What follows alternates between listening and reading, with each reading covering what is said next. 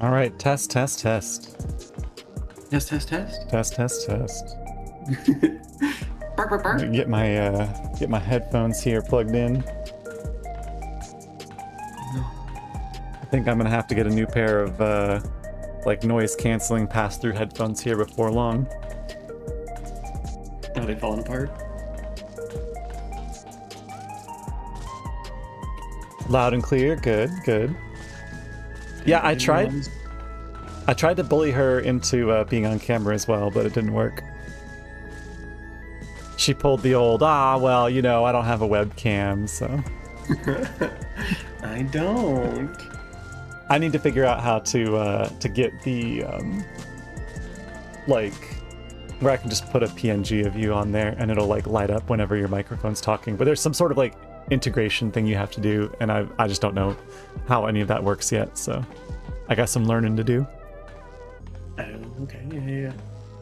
Yeah, we will be doing 7.5 today. Probably taking our time with it, so I don't know how long it is, though I can imagine 0.5s usually are pretty beefy patches. So well, I guess it depends. Sometimes they're short because they leave a bunch for the 0.55. But I figure it'll probably take us about 2 hours. Yeah. You know how easy it is to use a phone as a camera. That's what. See, you can just use your phone as a camera. And I'd have to be talking through my phone, and I'd have to like. No, you don't. You just use the phone as the camera. You just like plug it into the computer. Yeah. I would have to set that up, and that takes time. It'd be easy. All right. You ready? I'm ready.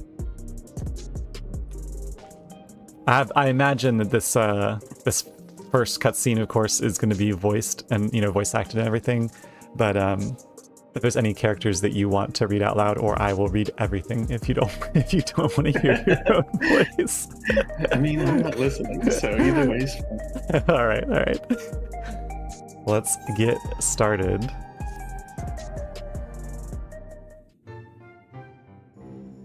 Okay, so it's not voiced for the first one. I trust you were able to get plenty of rest? Good. I thought we might take a moment to ponder our next steps and oh crap, that's right, I forgot. Disable auto advance. I had auto advance active when I was recording all of the I was like at the journey, the unending journey in the inn, to record all of the previous cutscenes that I was clipping for that other video I made. So I usually never have auto advance active. Right. Hello, Aleki! Hello! I must admit, my thoughts often drift to the Mist Continent and our stay in Treno. It was heartening to see the Mlala prosper despite the odds, and my own flesh and blood strive in that levin-racked landscape. Sveen was eager to restore diplomatic relations, and I have no doubt that Alexandria will provide much-needed support for their neighbor. I too shall do everything I can to aid my home away from home, my wonderful, welcoming family included. It's going to take me some warm-up to get going with all the talking. Right. For the time being, though, I'd say we've accomplished all within our power. Nodders? Nope, we didn't nod. No nods. I suppose that just leaves the matter of preservation's research. It is yet unclear how Calyx learned the techniques he used to summon his dark primal. And there is likewise much that remains unknown about the key. Let us hope that Shale's efforts bear more fruit. And now we're going to get a Link Pearl call, sending us to the back rooms. How did I know? Can you hear me? Shale and I have been reviewing the decrypted files and have uncovered some intriguing details. Would you care to join us? We'll be with you right away. Excellent. Shale seems rather eager to speak with you all. Come and find us in the Deutero Lab when you're ready. Deutero Lab? Yep. Uncanny timing indeed. Almost like it was planned. Let us make for the containment complex. I do believe the words uncanny timing is what perfectly describes the Warrior of Light. Right. In every situation they've ever been in their entire lives. Yes. So, yeah, it's back here. I remember it's not accessed through the back rooms. Right, this is the one that's off in like the little left-hand side over there. Like around the corner on the back side. I forget what hallway or whatever the name is, but when they say Deutero Lab, it makes me think of there's a term for heavy water, right? Where it's like extra ions or extra like protons or whatever in the. Well, it's heavy water is instead of H2O, it's D2O or something. Whatever it is, yeah, because there's extra like neutrons and stuff shoved into the nucleus, so.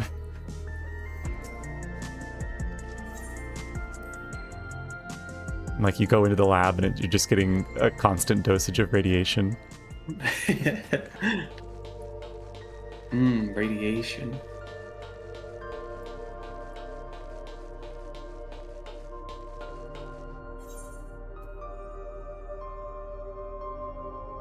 Proto Lab. Deutero Lab.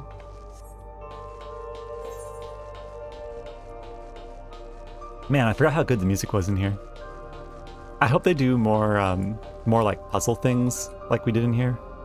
I know, that would be cool, especially if they can do some like more, like if they use that to do more complex ones in like a gold saucer mini game or something. I think they could be fun. Mm-hmm. If they're actually like semi like complicated. Or like even because I know they're worried about putting it into the MSQ too much, but if they put like if like your side quests. Like, you know those side quests that are around the world that don't really matter very much? Mm-hmm. Some of them... don't do. Yeah, some of them have, like, things where it's like an image, and you have to go find and stand where that image is taken, right? Or the thing that the image shows, go to that location. And they don't show you on your map, you just got to go and find it and interact with it. So they have like pseudo puzzles like that. But I think that with those, because so few people do them, you could actually like make some of those very complicated, and then there would be a whole like culture and community around like, oh, we got to figure out how to solve these puzzles. So. That'd be really cool if they were, yeah. I'm gonna check what Yashala has to say. Shale's expertise is invaluable. I think she just loves having Shale by her side. And, I think so. Given Shale's voice, I would also love having Shale by my side, so, it's fine. Ah, you're just in time for a progress report. And now we get to hear it. The decryption is finally complete. As we suspected, the data represents a partial record of Preservation's research documents. A quick scan of the files, however, failed to turn up the information Y'shtola was after. Damn. Indeed. No mention of the Ascians, or primal summoning techniques for that matter.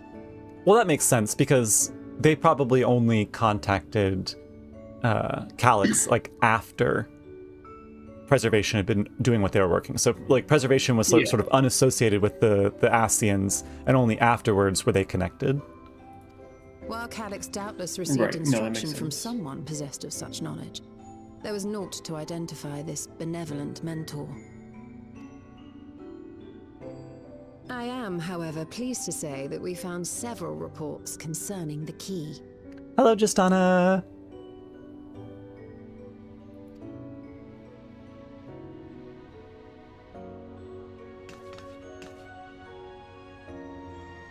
Fist pump. We know the key is used to open paths between worlds, and was a treasured relic of the Milala. And just as the Milala were unable to return after reaching the Mist Continent, so too was Preservation unable to gain a mastery of the prize which had passed into their possession. The data suggests that a particular formula or procedure is required. A process which Calyx appears to have understood to some degree. Okay, so there's like a ceremony to activate it, basically. Or they need our crystal, and they've only found ways to kind of imitate the key it. Proved fickle. Yes, that seems to be... Maybe not our crystal particularly, but like something akin to it, or right. Memories of the area you're going to. Or some sort of intentionality, like a path of events that have happened. Because, for example, Zeralja was able to make the key glow simply by striking down Cerealja and claiming the pathway to the, like, through the gate, claiming that for himself and talking with Sphene and being promised essentially ascension to power. So there's some prerequisite there where, like, because that didn't have anything to do with our crystal, obviously. Right. So something about the path that he was on and his desire for power and his desire to, like, go somewhere else, I think is what triggered it. So if there's like a similar chain of events, did you ever see the show called The OA? So in the OA, this is like minor spoilers, but there's these things called the movements, and essentially a certain pattern of movements that you can perform allows the transference between worlds, between universes or realities, and kind of like parallel realities.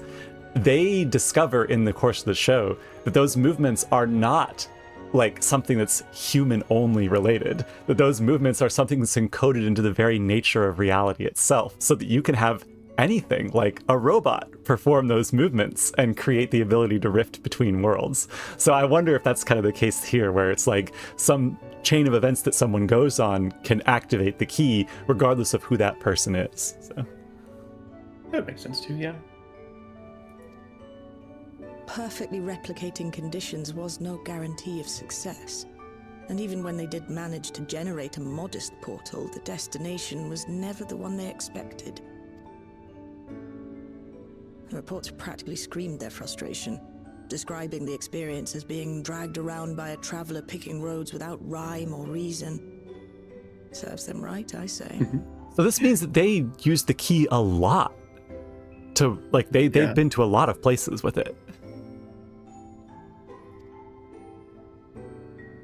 I like her smirk. After much trial and error, Preservation began to experiment with external actuation devices for the key. Striving to maintain a stable pathway to a chosen location, they conceived of the technology that forms the gate to the Golden City. So, their tribulations ultimately afforded them control of the key, albeit in a limited capacity, which, of course, Which always struck me like the pathway here, the gateway here, always struck me as like a meteor spell. It's got like that, like the big ball and the tail coming out of the one end, like you often see. Big ball and the tail. Like the gateway, it's like a big circle. Oh, the ball, shape of the entry. Yes. It has, like, on the one side, it has like a trail coming off of it. It looks like a meteor in some of the. I mean, that's the Final Fantasy logo, right? Yeah. Like when I saw that, that's the first thing I thought of too. I was like, oh, cute. They made the logo of Final Fantasy 14 out of the Electrope. Yeah. Thus enabling the unprecedented feat of transferring Everkeep and its environs to the source. After the Endless Sphene took the key unto herself, she opened pathways to other reflections in her hunt for ether, did she not?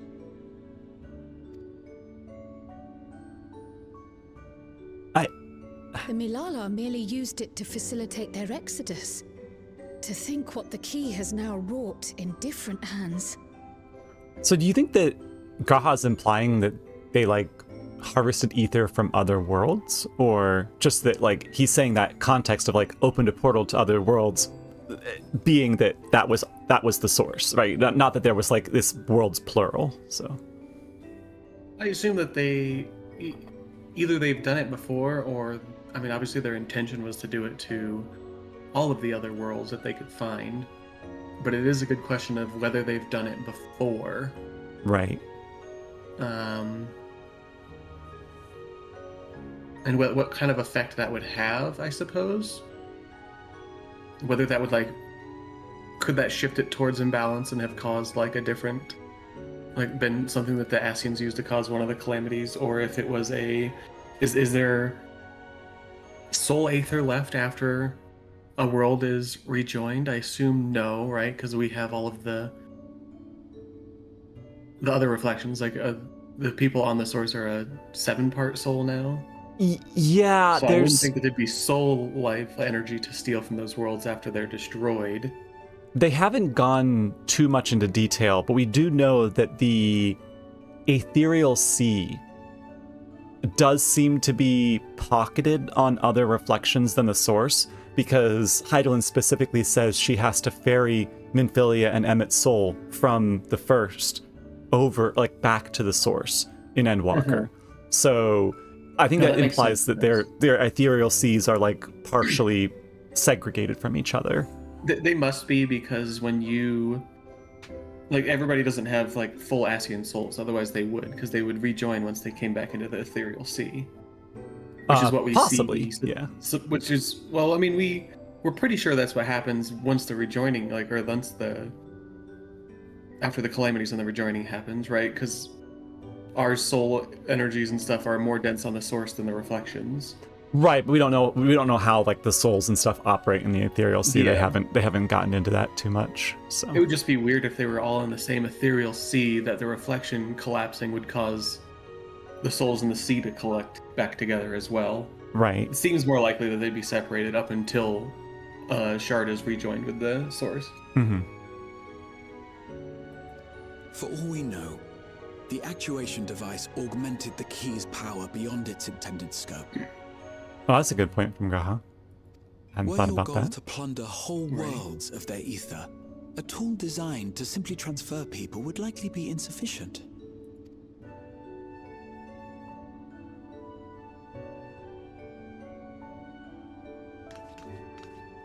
Shale, I don't suppose you would be able to remove the actuation device.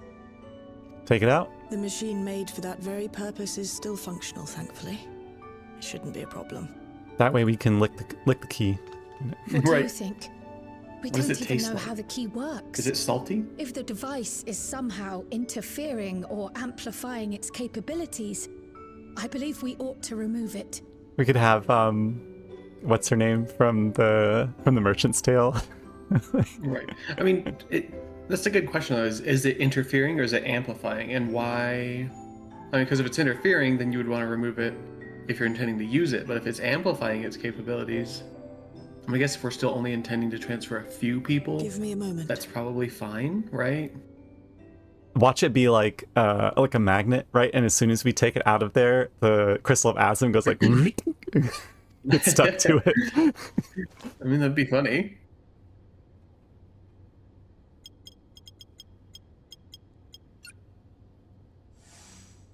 Elzen stonks rising as soon as Shale has entered the story. That's right.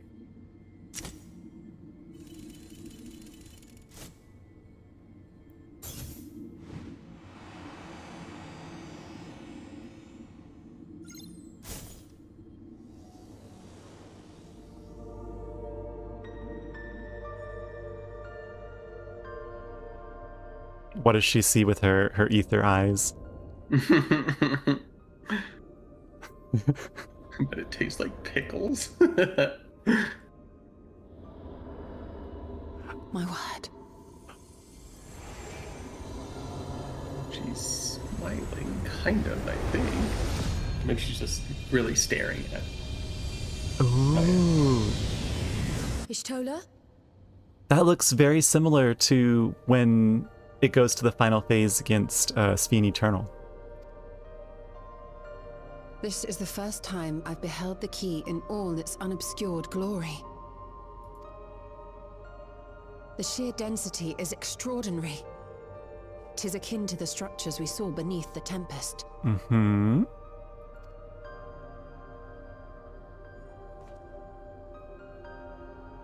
Okay. Now that you mention it, the ornamentation is reminiscent of Amarot. Yeah, so it's from a time before the world was sundered. Have you noticed anything What was its since use the key's before, been in your then? possession? Have we noticed anything since the key was in our possession? Oh, they're gonna refer to when we fought Sphene, the symbol activated in response to us using the Azim Crystal to summon other people in. That's what they're gonna reference here. Right. And it would make sense if this is what he based the power in the crystal off of. But Yes, because Calyx knows something about this that we don't, like something about the connection, because his eyes squint during 7.3 when we pull the key out, and he sees, or not the key, the crystal out, and we summon people in to fight Necron, and he sees the symbol activate on it, and he's like, he squints at it because he's like, I'm familiar with that, so. Yeah. I'm just curious, like, if it was created before, like, what was its use case? Mm-hmm. I still just... I'm picking it reminds me of Azum's crystal. That's what I picked, too.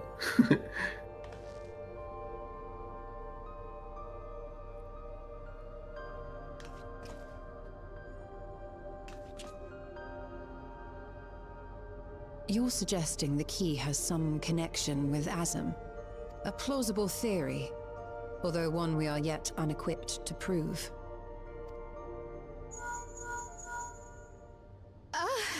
My apologies. I mean, take your call, Kryle. It's fine. Hello? Yes, this is Kryle speaking.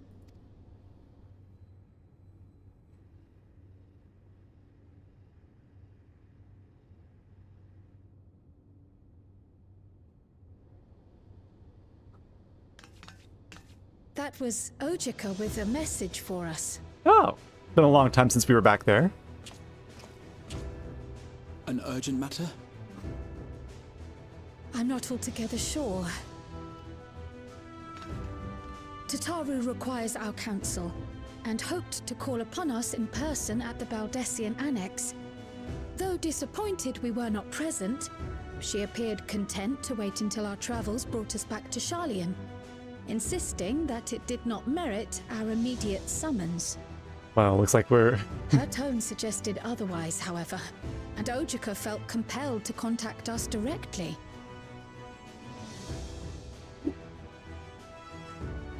Mayhap the time has come for another journey across the salt. Wisa going home. Don't worry, Shale, I'll be back. You'd best go. Though I'll not deny that I'll be sad to see you leave. I bet you'll love watching us go. I was saying, give us the option, like we say to Medion, right? Like, come with us, Medion. Like, come with us, Shield.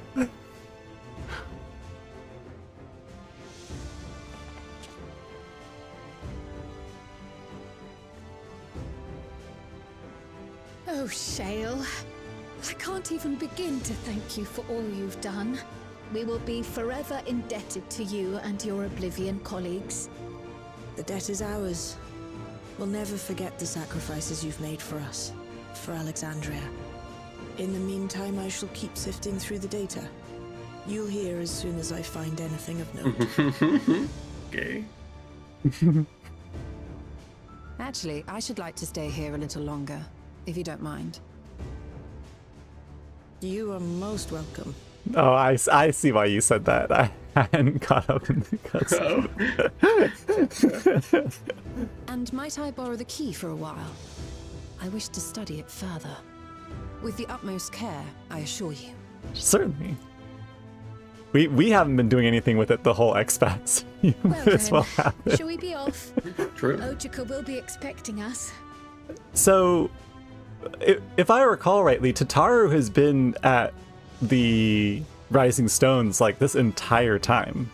So, for her to be calling now, yeah, it would be something Eorzea related, because she hasn't been back on like to Old Sharlayan in a while. Right. And she's there now, apparently, but...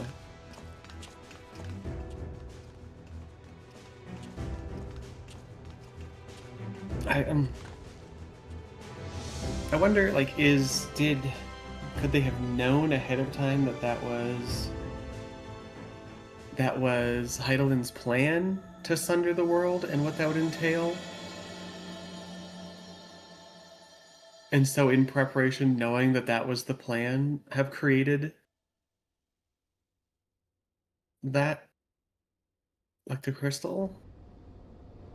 Or the teleport, whatever you want to call it.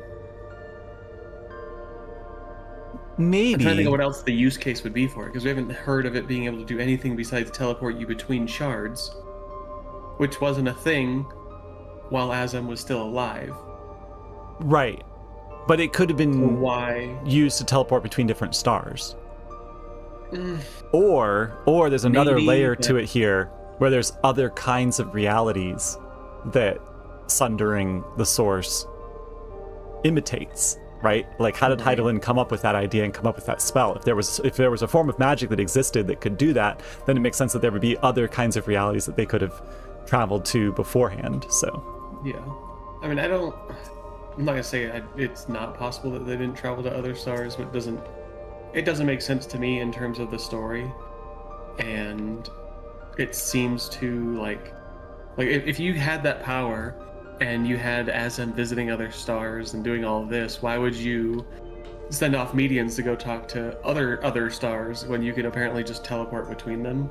apparently it was because of the distance. It took quite some time for them to get there. So Well, yeah, but I mean, not that long in the time frame that we were there, right? Because they took off and then we showed up, and it hadn't been that long.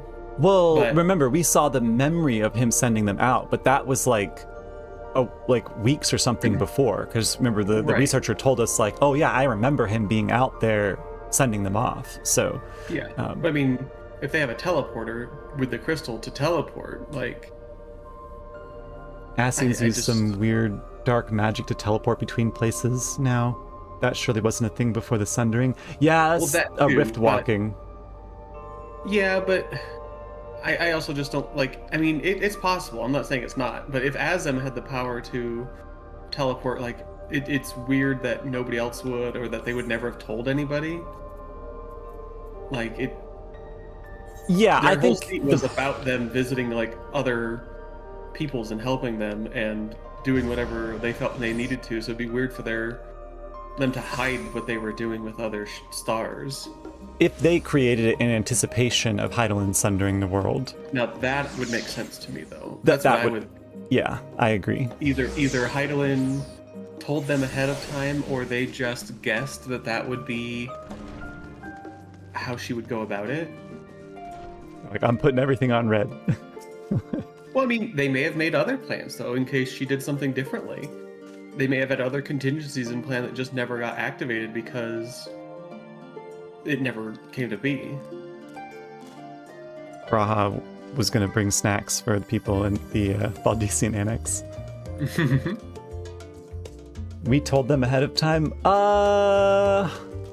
But we never meet Azem. We told Hydaelyn or Vana, Right. and there's Yeah. the chance that information was then relayed.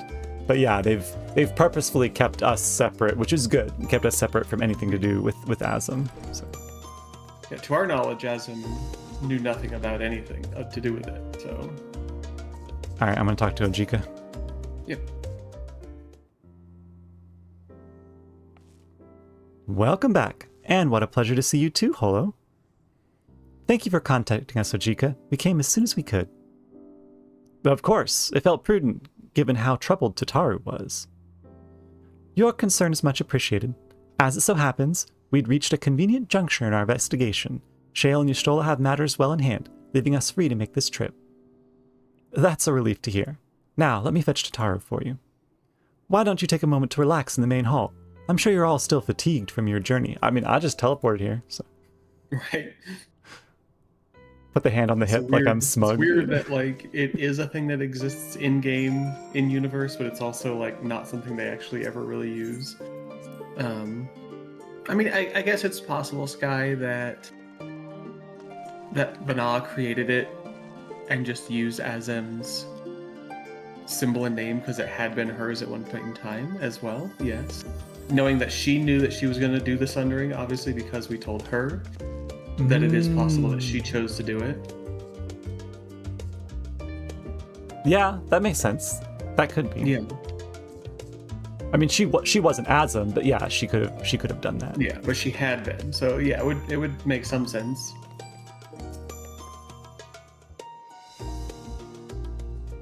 Given how frequently Tataru is away on business these days, 'tis a small miracle we're in the same place at the same time.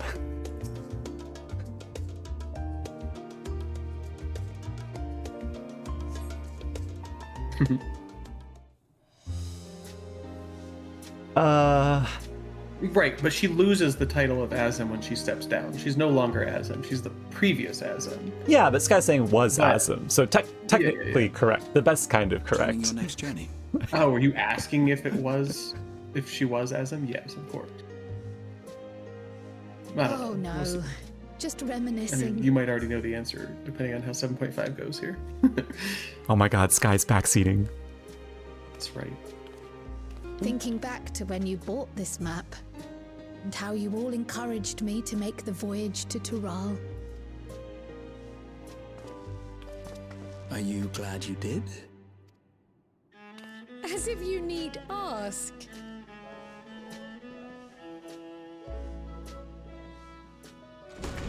Now we ask Kryle, how was your journey? Was it good?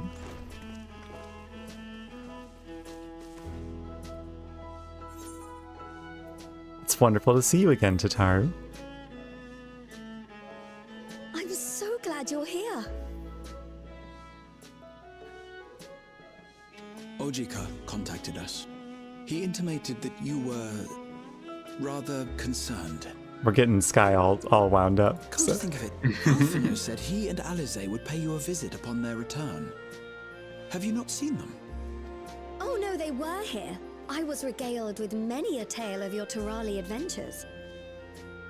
It was only once they departed for Garlemord that the rumors came to my attention. Ah.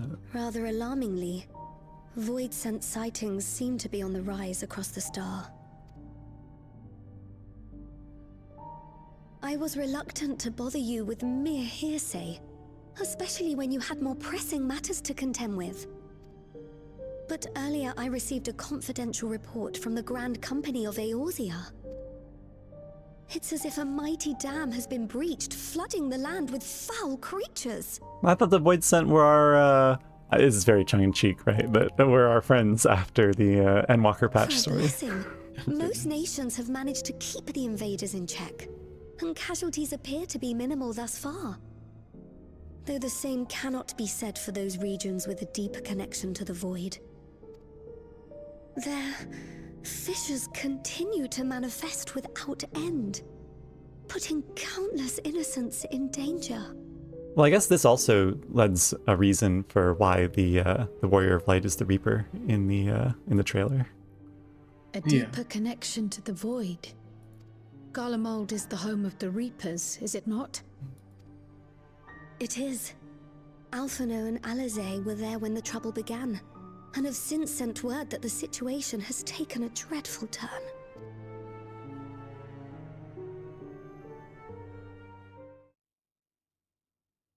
Mortals are friends, not food. Yeah, exactly. That's what I was thinking. I wonder if I should do this portion of the story like as Reaper and see if there's like custom text or whatever or response that they give. Yeah.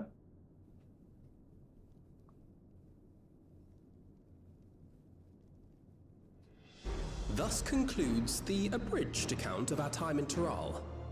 Now I shall leave you with the words of the late Dawn Servant, Galul Jajar.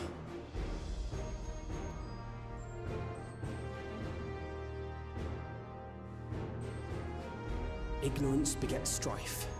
Understanding begets fellowship. A notion that rings true for Eorzeans no less than it does for the diverse peoples of Tuliolal. And for Garleans as well. Even sharing something as simple as a local dish can pave avenues of understanding. Kind of like when Zero and Euless were having the delicious hot bun. Yeah. It's up to all of us to forge Garleans new even bonds Eorzeans technically together. though?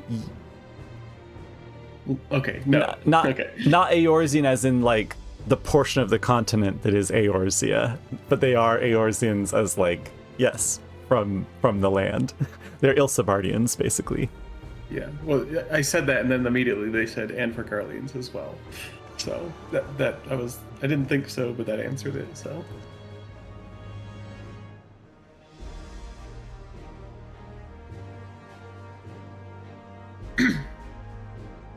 He seems quite pleased with himself telling that story.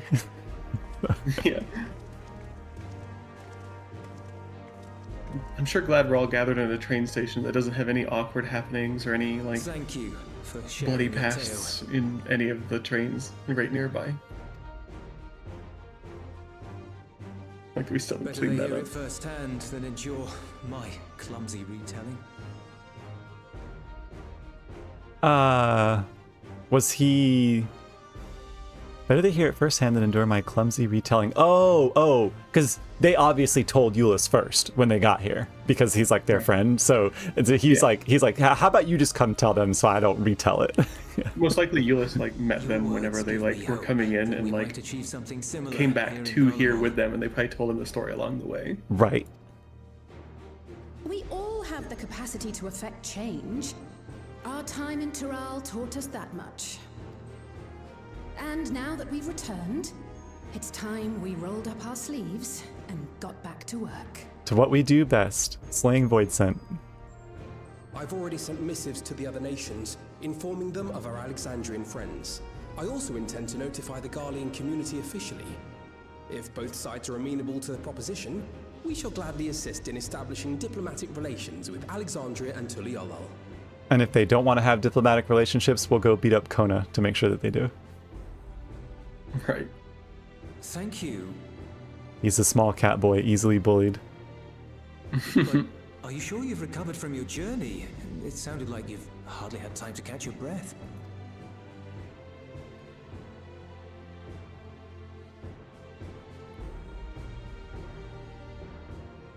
Sir!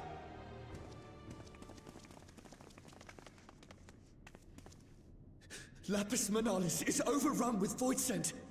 We've sustained heavy civilian casualties. That's the dungeon. Yep. What?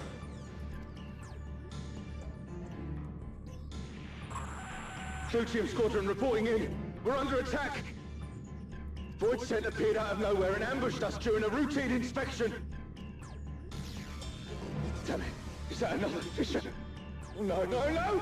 Ah! Nice. Suitably horrifying. Right. My comrades are under attack. We have to do something. There's no time to lose. Come on! Are we going to be walking up right as they get there, or are we going to teleport in? The Garlean community Well, is I was gonna say- ill-equipped to defend themselves against such a threat. Even with the aid of the twins and the Ilzabard contingent, they face daunting odds. Okay, I meant Tataru. What were you saying? Let's say my guess is that they are currently just barely being able to hold them back from like escaping out of the dungeon, and we're gonna have to go in there to actually like end the threat. Okay, right. We shall leave for Garlemald immediately. Thank you. I was able to contact Thancred and Urianger too. They're already on their way. With any luck, you'll be able to rendezvous with them on arrival. So, depending on the diameter of Aetheris, going from Tural to Garlemald could be something like nearly halfway 2 around weeks. the entire world. I mean, it's not a quick journey, no matter what we're doing. Like, and how long did we spend going to Tyrol? It was a long time because people were tired of the boat ride, right? Like, Right. Which has an in-universe explanation, right? That like, oh, well, you have to travel there manually the first time until you've like attuned to the Aetheryte and stuff and get back. But we took a ship back, though. We didn't Aetheryte back, right? So, Did they say that we took a ship back? I mean, what did they really like? Our journey back, Aw. like it's not really like a journey if you're just teleporting. No worries, just on it. If you get done with your errands and we have only just gotten to, I don't know how fast we'll get to the dungeon or the trial, but if you get back in time, then definitely hit us up and we'll add you to the crew for doing that.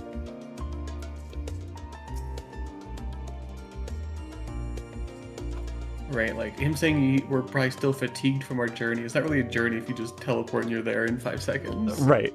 Well, you I know, don't know. they don't It's have just they don't have weird. as much as ether as we do, so True. Yeah, I don't know. It's a good question. Like, obviously, time in Eorzea is a fickle thing where it's only been somewhere between 1 year and it should be probably more like 5 years of real world time. It moves at the the phrase. It moves at the pace of plot. So right. I don't think anyone can Aetheryte travel except that one scientist can make anyone do it, considering Estinian was sick. Yeah. Well, they were sick because we teleported to one we were not attuned to. Right. That was why they got sick, because it was yes, you can teleport to an unattuned Aetheryte, but it's going to mess you up. Well, but anyone's supposed to sort of be able to teleport if they've attuned to an Aetheryte. It's really... They reference that, because in Heaven's Ward, when we pull Thancred... Well, we don't pull Thancred out of the live stream, but when we find him in Dravania, after we're like, oh, well, they say, hey, you go on ahead and go back to Ishgard, we'll catch up with you, because we've got to take Thancred back to Ishgard, right? With the implication being that, like, we can't teleport with you right now. And they also have the Warriors of Darkness. Whenever they hang out with us, they're like, all right, peace out, bye, and they teleport, and all of them are in a party together, so they all do the chain teleport, pew pew pew pew pew pew. So I think that maybe at some point, for the sake of setting the story, they're like, okay, we're gonna imply that everything is traveled, by boat, by whatever, train or whatever, to make it more cinematic. But at one point in the story, they definitely were like, oh yeah, other characters can teleport. Right. And we know, obviously, our ability to teleport is different and stronger than others. And, like, we were, in universe, able to leave the first. Yes. To go back to the source. It's a very weird... They do whatever the plot the way that you're right. wants. Yeah. All right, I'm going to talk to Graha. Yeah.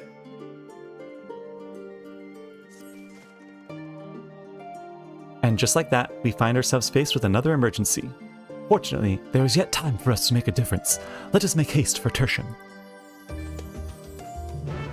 True. If the crates were too big to shove. everything with us, so who knows? Shoving entire sharks from ocean fishing into our pockets to teleport with them, right?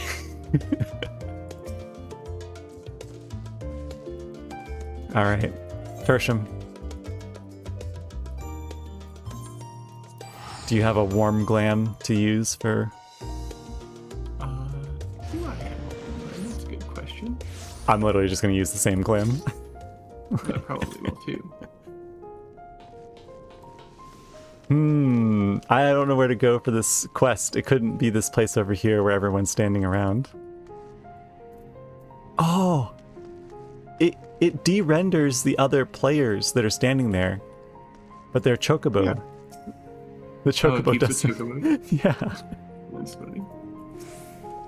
Urianje's wearing his Heaven's Ward get-up. Let us hearken upon Alphino's words. It's been far too long. Thank you for coming on such short notice. I'm glad you're here.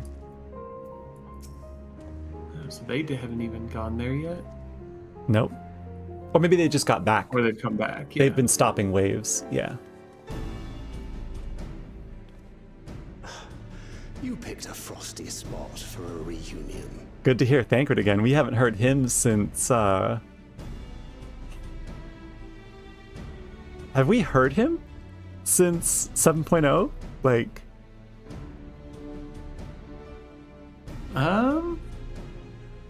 I don't remember if he was ever a part of... It's a good question. I don't remember either. Tataru sent word that you were coming. Full glad am I to see you all. Not pot glad, full glad. Though I'm afraid this is no time for pleasantries. Alright, I'll be unpleasant. Planar fissures have opened up across Garlemald, inundating the region with void scent. As far as we can ascertain, there are 2 focal points of their assault. The Ilzabard contingent are combating the threat in Lapis Manalis. Although they have suffered casualties, they appear to have the upper hand. As well they should. The many talented Uldan thaumaturges among them should be more than capable of closing any fissures they encounter. Which leaves the second focal point, the Clutium. Eulus and the Garlean Clutium. community are attempting to mount a counterattack, but are struggling to cope with the sheer number of void scent. They've fallen back to the north of the Imperial Palace. Can That you was lend your 7.0 aid in still securing the area? I didn't have a single clutium about how to pronounce that. I mean, I had a clidium on how to pronounce it, but With your blessing, I would tend to the wounded returning from battle.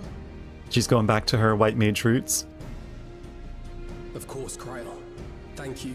Alphino, you don't want to join? The quickest route from here to the front is via the train tracks. Once we arrive, we can support the Garlean forces as we make for the fissure in the munitions factory. Mm-hmm. They put like all of the dungeons and instance duties and stuff into that one little corner up there.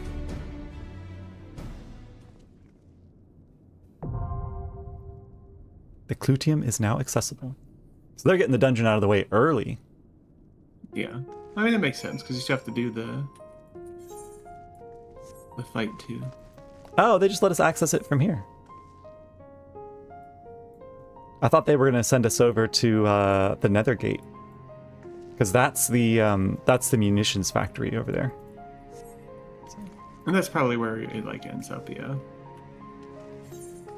Alright. Sky, are you hopping in with us? Yeah, I know! They can't bring that duo duty support option fast enough. That's going to be really great. That would be really cool. Really, yeah. really nice. Which then, of course, once they add that, they're going to be like, well, what about 3 people? What if I have to leave my 3rd friend out? And then they're going to have to add that option. So hopefully they just do that at the same time. Okay, Sky's at work. All right.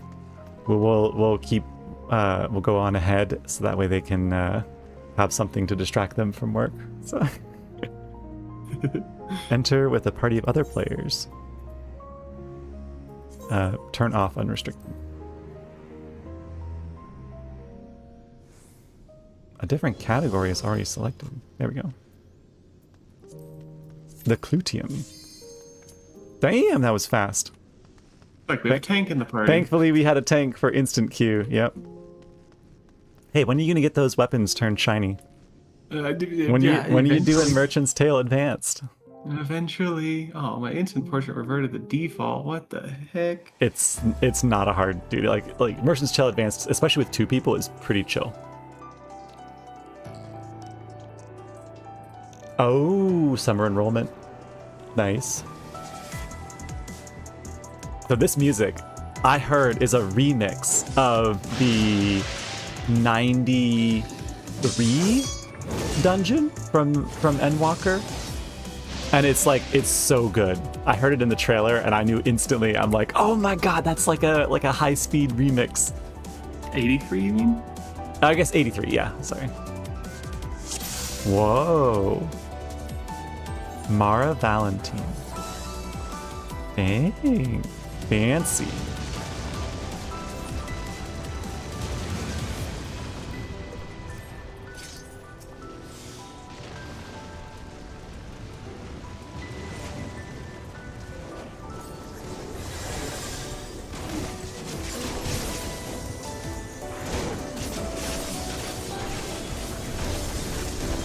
I want to see if there's like any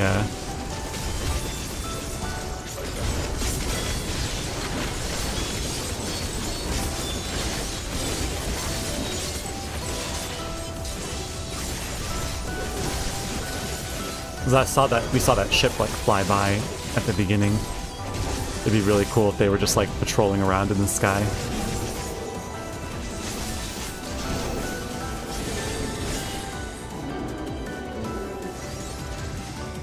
Give them the O slash.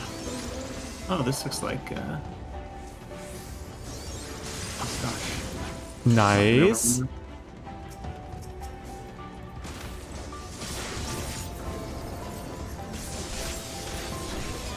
I love all the Void Scent models. Like, they get reused a lot. But they're so cool. Because they're always, like, very gothically themed.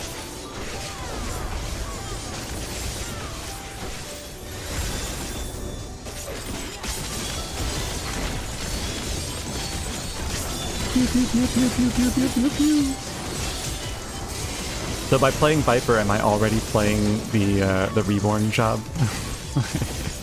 I think basically, yeah. we get to 8.0 and like you go to change to Reborn mode for Viper and it's literally exactly the same job. Appreciate the help. I mean, it would make sense. We'll handle things from here. Take care of the Fisher. Oh yeah, I didn't think about how playing Black Mage is actually very thematic for this dungeon.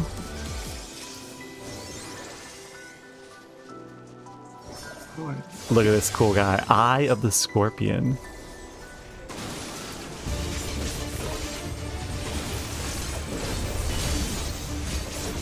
But now I'm curious what he's gonna do, similar to the one from the Alamigo, like the level 70 dungeon. Yep.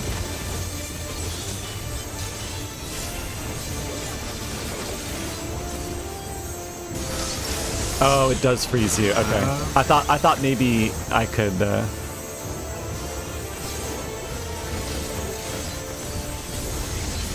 I wondered if it was one of those ones where like it's a gaze, but you can. It just doesn't show you that it's a gaze. And he does say, "All eyes on me." The slightest movement will guarantee your. Can I attack still? Oh, probably not. Oh. It's about to hit you with the bar. Oh, okay. What? Do I have to stop auto-attacking? Seriously? Yep. How do I stop auto-attacking on a controller, Yoshi P? You could just move away out of auto-attack range. I mean, he's gonna follow you, but they did add a stop action button in Endwalker. Great, let me add another button to my already super overcrowded freaking... Sounds like you'd be excited for the evolved mode of Paladin. So stupid. How would you know that it was going to look left instead of right on that one ahead of time, besides just guessing? You just stay up close.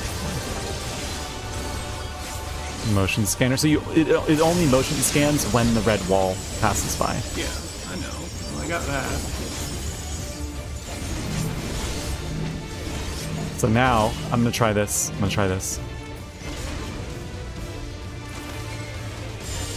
No! It detected I moved. You jumped through it. Yeah, I tried to dash through it.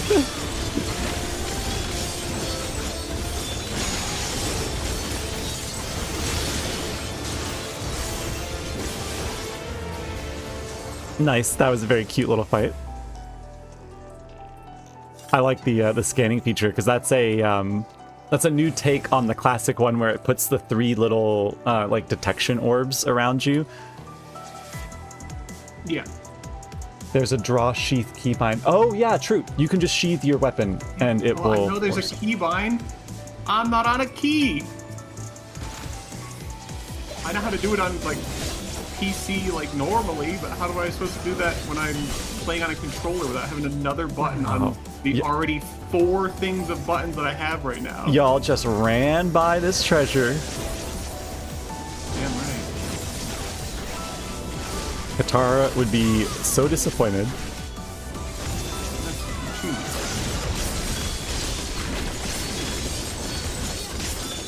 Don't worry, Seki's looking up what the keybind is on controller. Yeah, it's you put a thing on the thing. There is an auto-attack keybind that you can put in. It sounds like there might be a shortcut.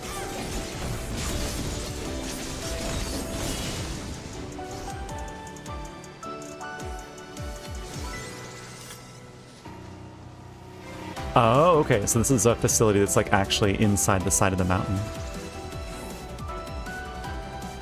Yo, look at the icicles. Sorry, I don't know how to stop and pick that up. Treasure. Honestly. I got it. I know. I don't know how to like...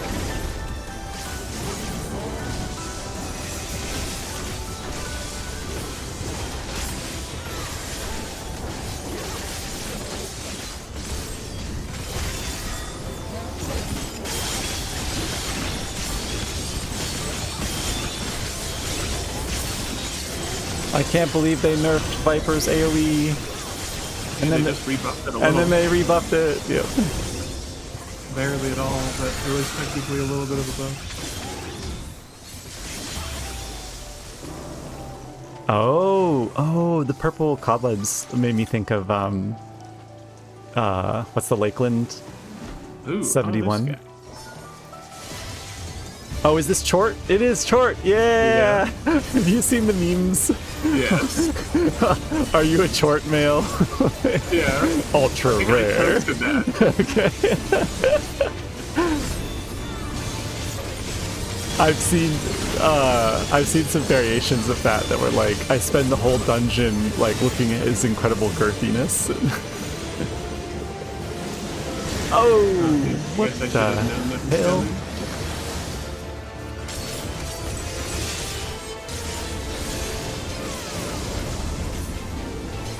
Looks just like me, I swear.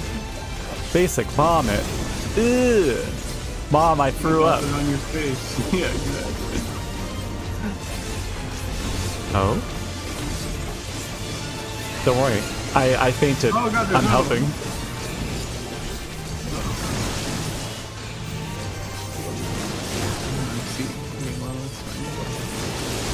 So with enough mitigation, you could just have each one person stand in one tower, and then you wouldn't have to move. Another W for ranged jobs. Or just have Hank take all of them because it probably doesn't hurt.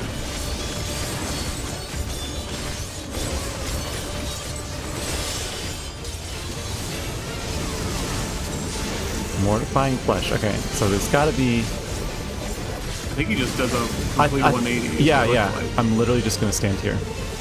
Nope. Okay, well, no, that was 90 degrees. Take a guess, I guess. I don't know. You just supposed to like run Oh, away what and the hell? I'm dead. I'm so dead. Oh my god. I have to cover you, but I don't know how to cover. I'm sorry, I don't know how to cover you. Alright, I'm healing. I'll be fine. Sorry, I'm at four bulb snacks. These damage ups be banging, yo.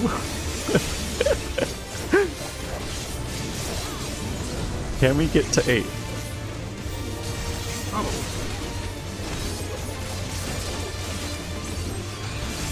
Bodyweight exorcism. Goodbye, Chort. His time with us was too short. Got him. Oh, boots! Give me them boots. Thank you. Hey. I don't know how to play the game, I'm sorry. Don't worry, the sage is pulling for us. I see that. I'm cool. I mean, I don't mind. I like this scrap gargoyle. Because in the Void Scent lore, the reason that they use that gargoyles are a thing is because basically it's a structure that is used to house the soul of the Void Scent. The gargoyles are too big to come through in like their whole body, like the little Void Scent are. So they just send their soul through, and then they possess the statue, and that's how gargoyles like come to life as a statue. So here, the scrap gargoyle makes total sense because they basically just like possessed a pile of scrap. Whee! I'm flying. Oh, this mask jumping into a random circle knows how to like what to do. I'm in the tube. If I saw a Futurama tube, I wouldn't know how to use it. That's cool. Oh, there's Void Scent like flying around. Oh damn, there's a lot of them. And the fissures. There's a ton of portals and yeah. Yo, the ship. The ship.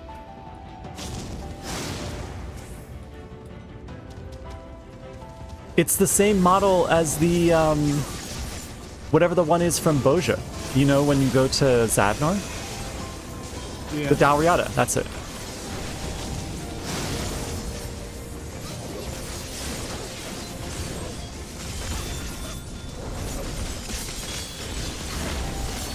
Our unsinkable flagship vessel, the Agrius, was sunk.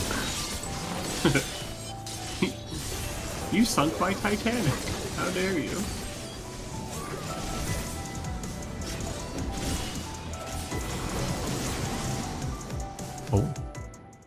cutscene time.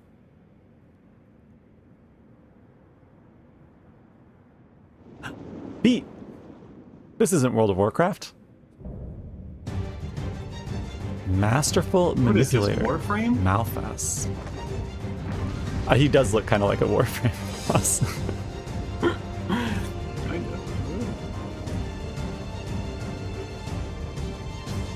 Let me see them grippers. Oh my god.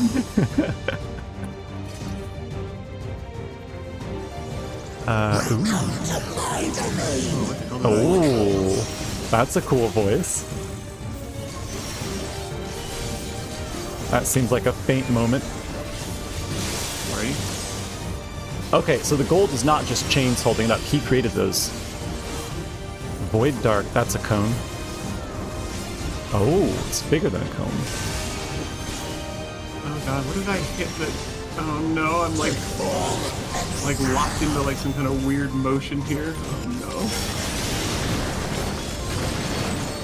Oh god, it's like it's locked on camera locked and I can't like move correctly. Oh god. Oh, you know that this is going to be making the like Puppet Master conspiracy theorists go crazy seeing this. Ooh, Puppet Master, that'd be so cool. But it's a range job, it's not a... They can make whatever they want, you know? I mean, I guess Puppet Master could be ranged in the sense that you're just, oh my god, what is this movement? How do I switch off of it? It's so Did you bad. change from Legacy to Standard? I don't know. It just like changed while I hit some button on my controller and I don't know what did it and I can't like walk inside the boss and I can't move correctly. It's the worst I've ever... what is this? Time to pull the strings. Time to pull the strings. Okay, I think we're gonna have to... Ooh, okay. Can't move correctly. Void Dark, it's a cone. Not a cone, but like, yeah. Frontal cleave. I know that from, motion? He's forcing us into motion? And we're making an X at the same time, or something? No, I think he's just, you have to play by his rules when he's controlling you, so. Yeah, it's just like you're being controlled. It's in Deep Dungeon when they have like, it's Void something. They always like turn and aim a cone at you.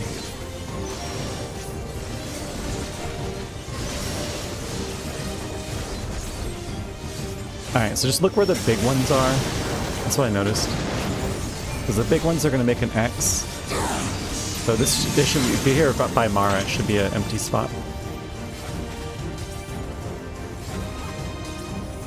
What the hell? They're I don't moving. know. I don't like whatever this is. Oh god, what? Whatever.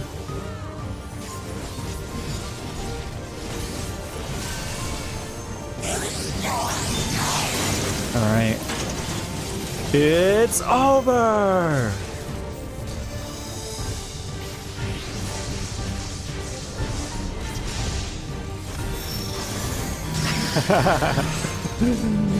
Thank you! Goodness. Save Malor. That was cool. That was really cool. Yeah, I wonder when we came in there and we saw like all the little gold lines hanging down. Was that like kind of like energy beams, like part of the facility holding the ship and everything up, or was that actually like sort of void ethereal spider webs dangling down? Yo, what did we get? Sort of healing. Oh, that looks really nice actually, but it has a belt on it, so you wouldn't be a fan of it. That's true. Apparently I won one already, so. Oh, you got it earlier in the dungeon. Oh, this thing's still alive. I think we should kill it. Adjust headgear settings. Yo, that's cool. All right. Show left. Also got these boots. Oh, nice. I don't have show right. Sorry, I can't help you. Wait. I should stand here. That's his foot. There we go. He's never known defeat. They do it looking this way. Right. Like, oh, the grippers. He has butt grippers too, look. oh, yep, with the little hooks. Yep.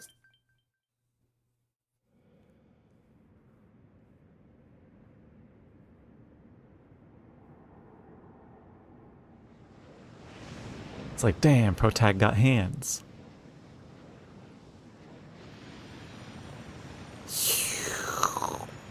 Is he returning to the void? Yeah. Looks like it. Which means he'll just be reborn again. Mm-hmm.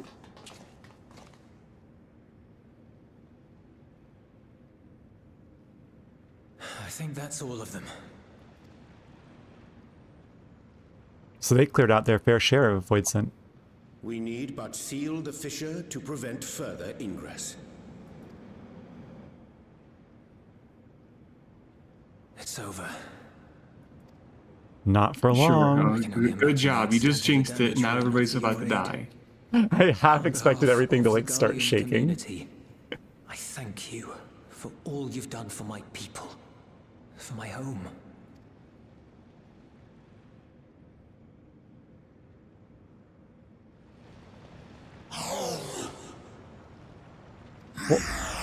What is home?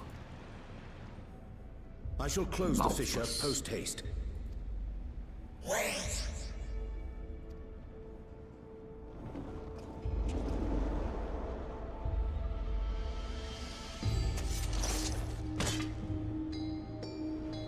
If you do that, I will be trapped here.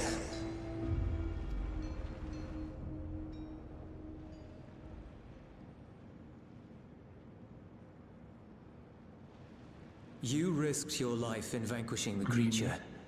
Would you at least let me bear the burden of deciding its fate?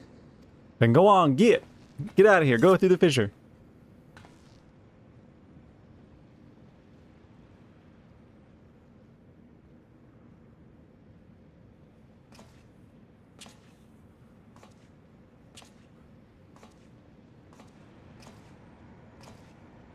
Yeah, I need to see what the fending set looked like. Yeah, I don't know what any of the sets look like. I have the boots, but that's it. You want to go back to the void?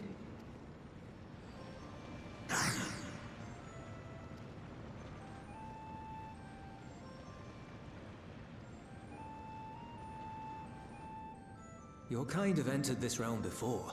Some seeking death that they might rejoin the life stream. But you would choose that dark, deathless place? It's my home. The wind is fresh and pure, untouched by darkness. Perhaps it won't be a blessing to meet my end in such a place. But I cannot yet bear to part with the void. If only the winds would blow there as they do here. It makes sense. I long to return, to see my home unsullied, as it once was.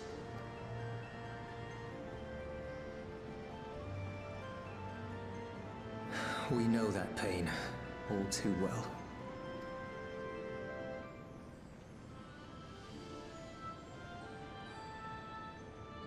If that is your wish, you must forsake this aggression.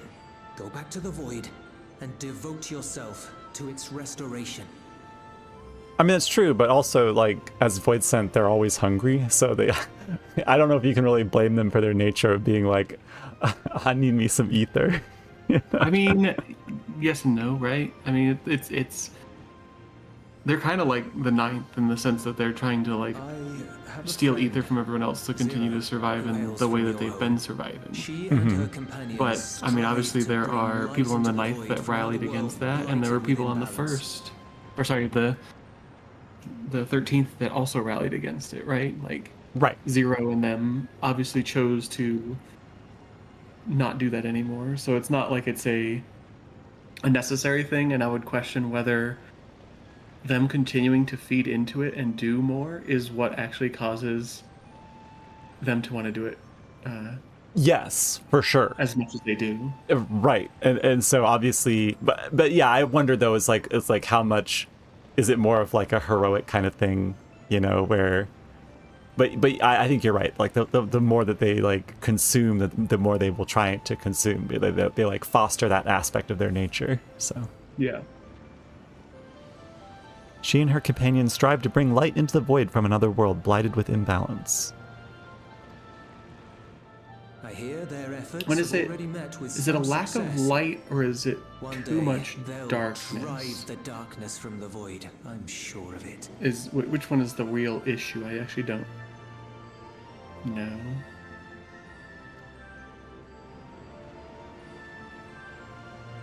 His form is imbued with the will of all those I have consumed. We shall return to our world and seek out this zero. Then we shall see if there is truth in your words. She won't disappoint you. That much I guarantee. Yeah, unless one of the Void Scent has like a particularly strong personality, a lot of them would end up like the stronger they get, the more they devolve into being a we entity than an I. Right.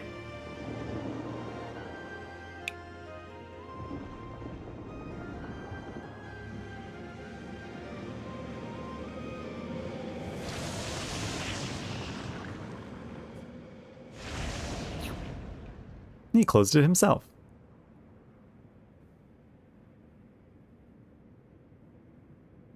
But that still doesn't explain why they're all coming through. Bravo! I think just this. I mean, what caused it to start is a good question, but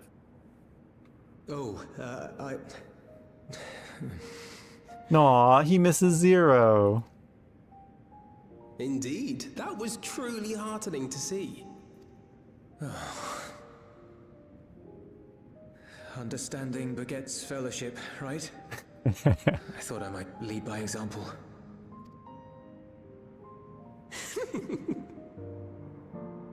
Well then, shall we head back? Can I go explore the ship first? It looks really cool.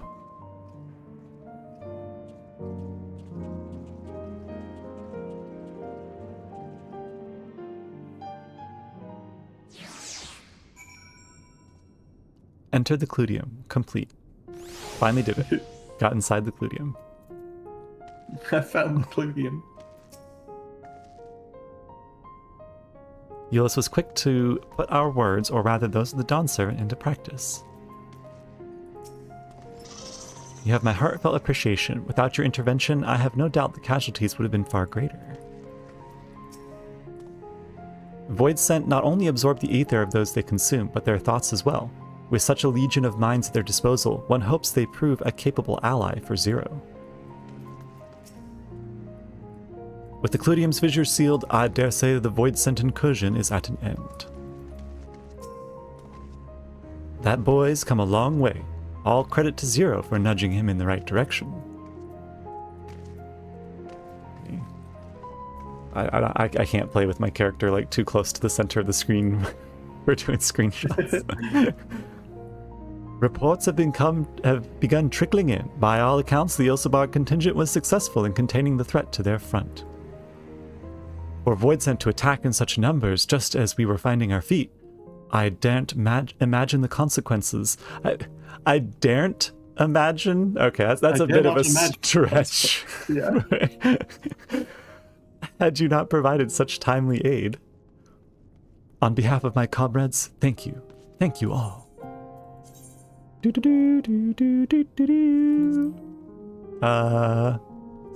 tongue for astrology. None of them are worth anything anymore anyway, but... Yep. They're deleting materia in 8.0. I'm starting the rumors now, so... Santa, where are you going? I saw that too.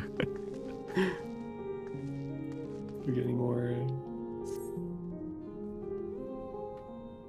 Okay, those are still the same. I'm gonna start one of those The like. Ilzabar contingent have contained the threat on cutscene. their front. Things appear to be under control for the time being. Though it remains unclear why the fissures opened up in the first place. According to Tataru, similar ruptures are occurring across the star. One thing is clear, however. The phenomenon is not without pattern. What is the pattern? The tendency for fissures to emerge is pronounced in regions deeply connected to the void. Places where the barrier between the two worlds is at its thinnest. I fear there may be a place in far greater peril than Garlemald.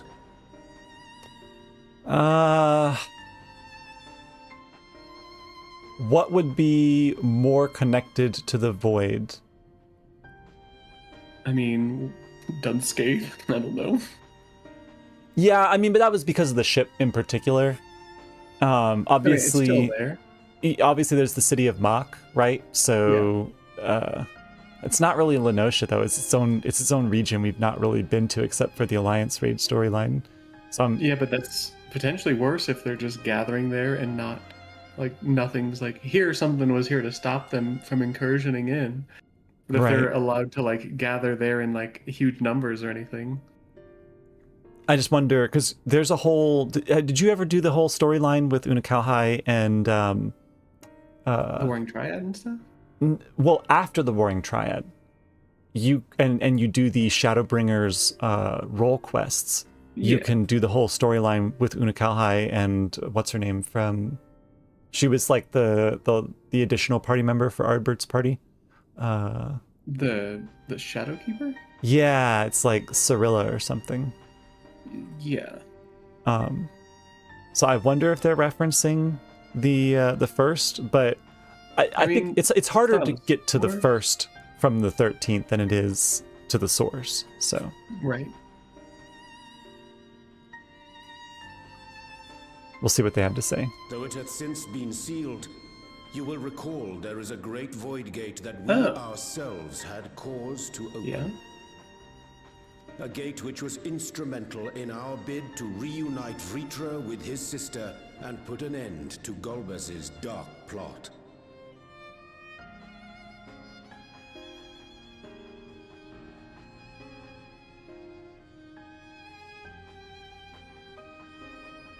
So you think we would go back to Alzadal's legacy?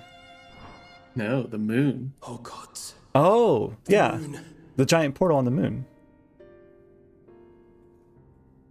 With our attention fixed upon planar fissures, I failed to consider this vulnerability.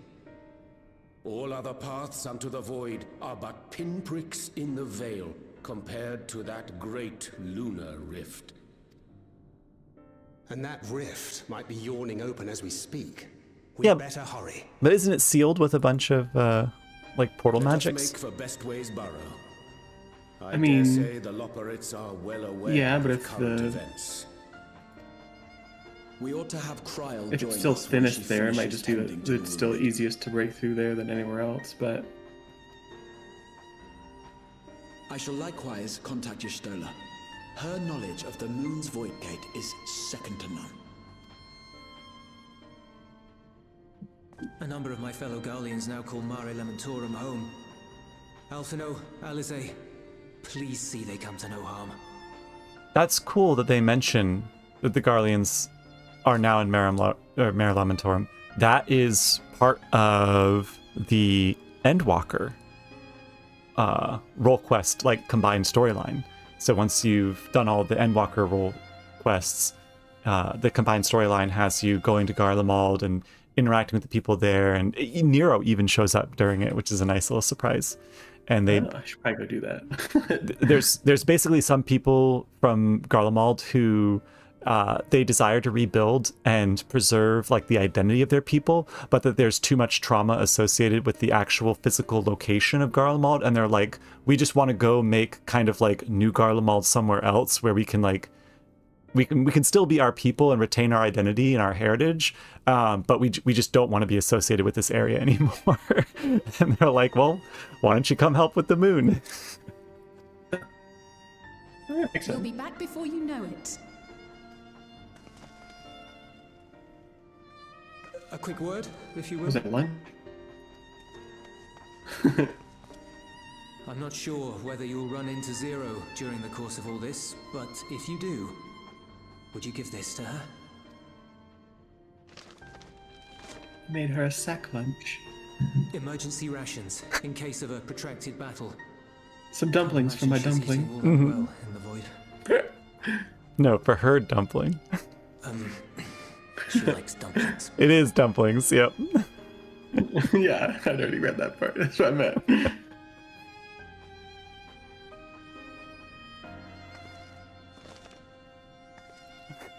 Get there and the bag's empty. Like, I'm sorry, they smell too good. What? Euless? No, he didn't say anything about you. Yeah. Burp. I'm like scrounging around in my bag to like pull out any like crafted food I have from 2 raid tiers ago. Like, here, you can have this. Right.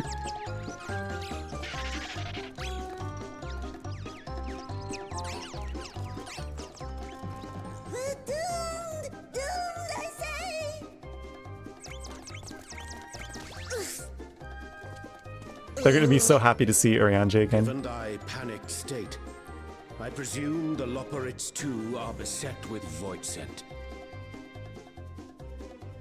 Oh, what sweet relief it is to see you all. Yes, void scent, and lots of them. They suddenly came pouring forth from the crater.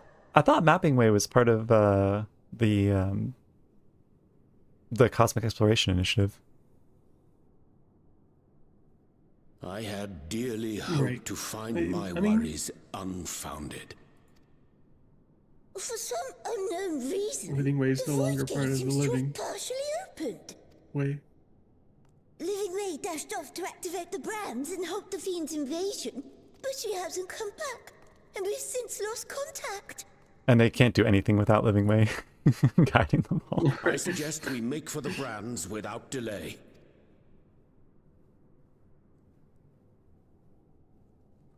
Let me I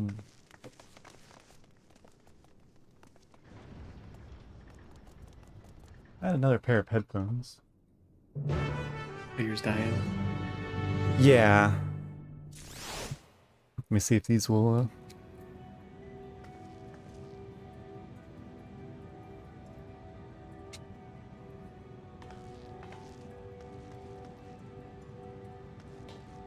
Cool. Yep, these should work fine.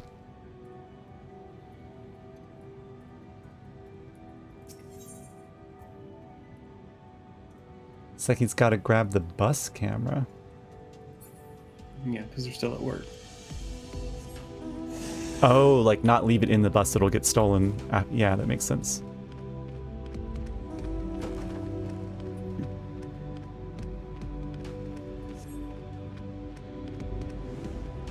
Well, these aren't void sent.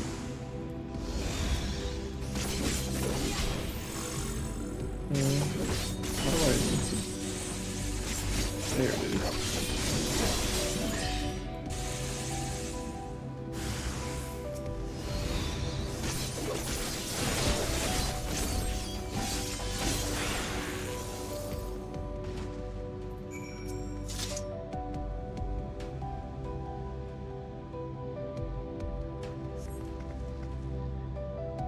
My valiant savior, I was so frightened I dared not move an ilm. Oh, you're looking for Living Way? I think I saw her heading southwest, towards the Drowning Brand. She had several slaughter bots in tow, but I worry they won't be enough for all the void scent. You'd better hurry. Southwest. Is that, yeah. That is actually southwest. Look at these wings. Ooh, aren't they so cool? Oh, aren't you cool? When are you gonna come do wing farming? Eventually, probably. Eventually. Alright, alright.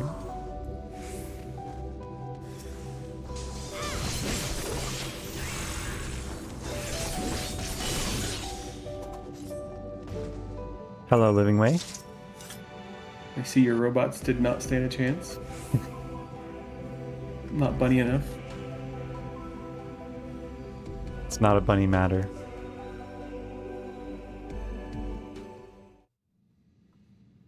Oh, I'm saved! I dread to think what would have befallen me if you hadn't intervened. Oh, I was never in any real danger, of course. I knew you would realize our plight and rush to our rescue. She calculated for that possibility. Of course. Etheris is likewise plagued with void scent. If only we'd prioritized further development of the void scent slaughter bots, we could have stemmed the tide ourselves. Yeah, but how quickly would that turn into an army of killer bots? Right. Would have been irrefutable proof that I was mankind's staunchest ally and the greatest Praise from liberator who? ever live. I can practically taste the praise. Well, the Loperates do live for, like, because they were expecting to be, like, the caretakers for humanity.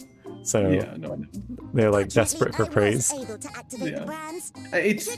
I'm curious, too, so does that mean, like, when they would have moved the moon, it wouldn't move the reflections of the moon? So they would have stayed... Correct. On the other reflections. Yeah, they would have forsaken the reflections, basically. It's just weird that the source of the moon could leave without the rest of them.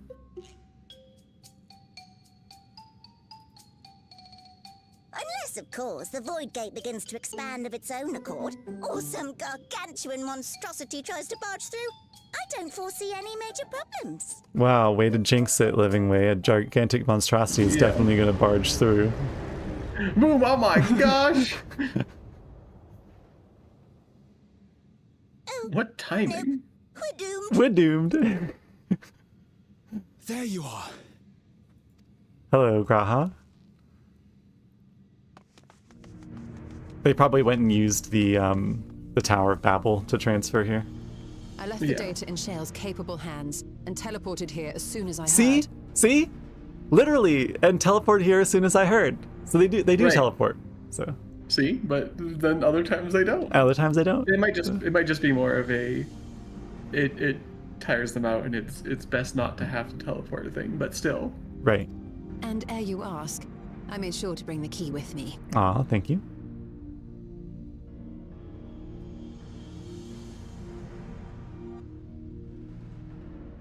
I mean, it did start happening like right around the time we removed the key from 'Tis Golbez's domain from its beyond housing, the Void Gate. right? Maybe, but... Well, we removed the key from the housing, and then... But I guess it would have been before then, right? Because that's why she wanted to talk to us? Right. Yeah, it was occurring beforehand. And it also sounded like it was something that was ramping up over time. Yeah. It may have been from when we killed the last trial, the whatever you call it then. Zeromus? It may have been something to do with it, yeah. No. The last trial of Dawn Trail. Oh, Necron. Yeah. It may have had something to do with Necron and it crying out and whatnot. Maybe, but you know, they definitely seem to be making this sound like it's like a natural progression. That things that had led to Void Scent being able to incur into the world has been progressively like ramping up over time. So. Yeah. I wonder how he and Zero are faring. Let's go see Golbez and Zero. I miss Golbez, aka Durante's incredible voice. Not even Golbez.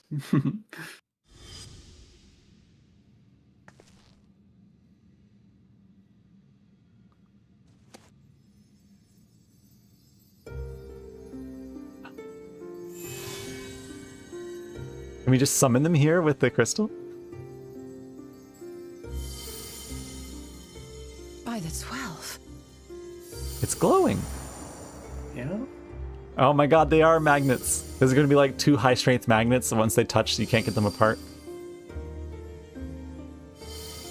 They're not touching in the trailer. So it's not gay yet, right? Yeah. It's only gay once they touch. Exactly.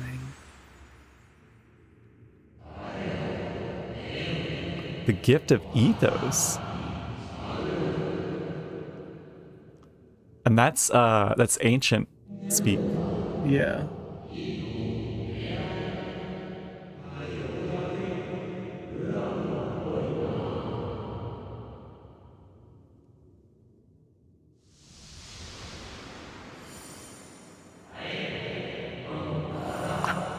They said the thing!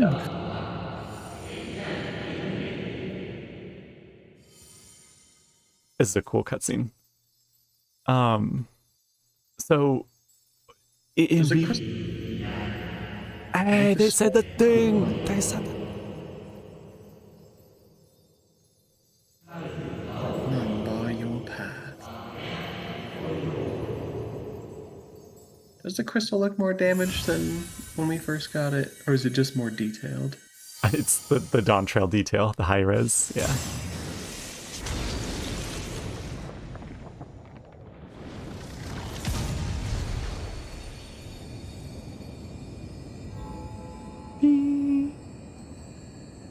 The golden pathway. Stick that in my butt. Now I have both of them. That's Golbez. Oh, so is it reacting to the fact that, like, we're thinking about, oh, we need to go and help them, right? That, like, people are in need, and so it resonates with that and reacts and it's like, let's give you a pathway to reach those people you're thinking about who are in need.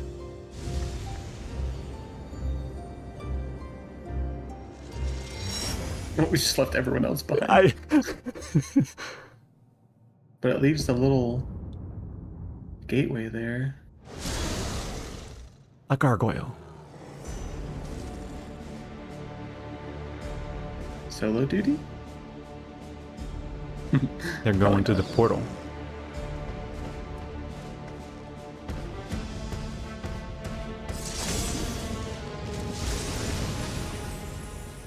Zero! She's so cool.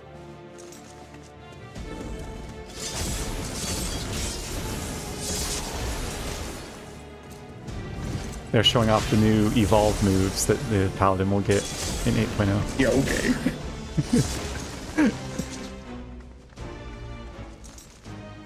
What are you doing here? What are you doing here?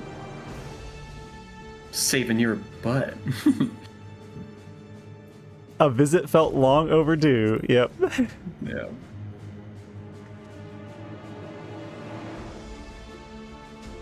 Look at that. Look She's at like, all emotion.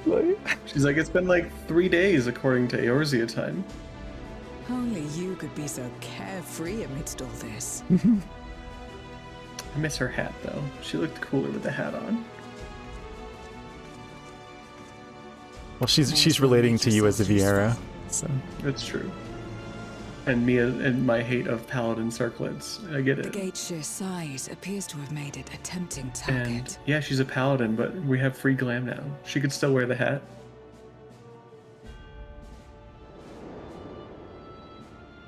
ah, there he is.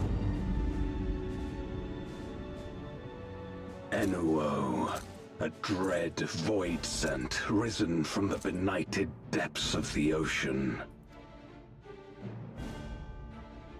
They kept to the confines of their domain while Zeromus endured. No longer, it would seem. They need to be made to fear the new biggest baddie on the block. And once they had discovered a path to the Red Moon, they wasted no time in making the journey. Meow, meow, meow, meow, meow. Leave the void scent nearby to us. You take care of Enuo. You can count on me. Boob touch. Facing this many foes calls for a more familiar approach. Uh-huh, she's gonna job change back into Reaper. No. Maybe.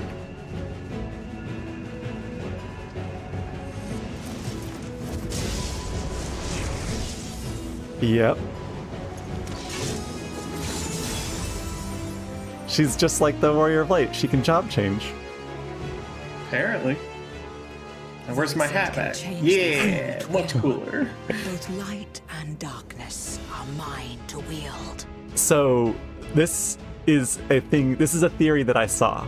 Right? I saw someone mention the theory that it shows the Warrior of Light in the Reaper job because the Reaper job is going to be the like the poster job for the Warrior of Light in 8.0, but that just like they did in Endwalker, where in the trailer it shows the Warrior of Light saving Alizé and blocking the what do they call the creatures, the blasphemies, blocking the blasphemy and saving her in the trailer. But when you're doing that duty in Endwalker, it's actually Graham who runs up and blocks it for her to protect her during the duty in game and the in-game cutscene. That they show in the trailer the Warrior of Light standing there, but there'll be a cutscene in the game where Zero will come riding in, you know, like some dramatic moment. She's like standing on the front of the ship, you know, and then it's Zero standing up there as a Reaper. So that would be really, really cool. That would make sense too, yeah. Besides, what better to purge darkness from the void than darkness itself? I attack the darkness with darkness. I cast Death level 5. They lose because they're all level 100. Damn. Golbez is literally using like Dark Knight abilities.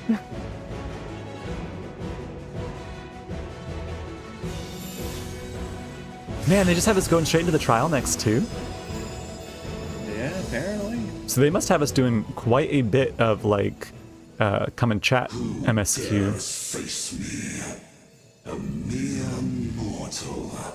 Like after this. So. Hast thou come in search of power, renown? Come and search for a good fight. Oh. I fight to end this world without That's end. Oh god, what game is that from? Stand before me shall fall. I mean, it must be FF5. Which You can hear it in the background, right? Yeah. Like, well, he's from the game that Eggstep is from. I don't know which one that is, but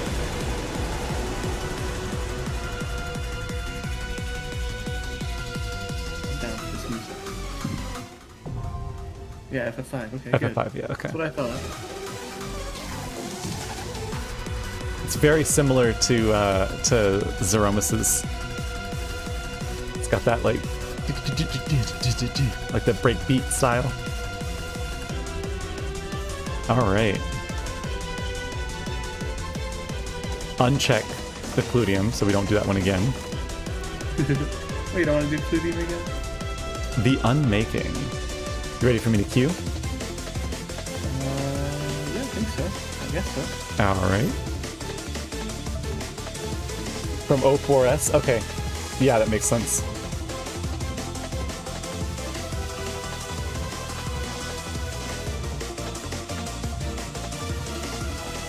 It's an interesting, like, how are we inside of his little arena here?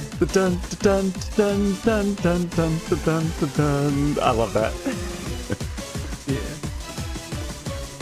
So this is not the music that was played in the trailer, which means that there's still another track we haven't heard of that was used in the trailer that has not been used. Because I thought the music, because it's very heroic sounding. I thought that was like, oh, that'll be Enuo's theme, you know, for the fight or something. But clearly not. So there's still going to be a moment where the music gets like hype as shit. A chiptune was definitely his own theme from FF5, though. Okay.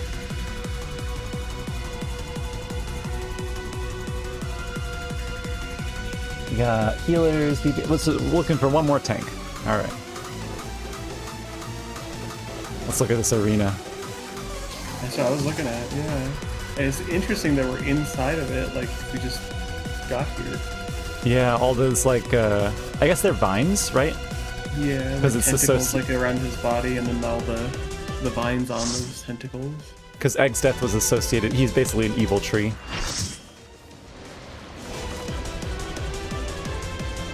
The Unmaking. So he wants to end the 13th. Kind of Golbez's original plan too. Sovereign of Not Annuo. Wait, that's very similar to Zandy, right? Ooh. All who dare oppose me shall quake before the silken dark.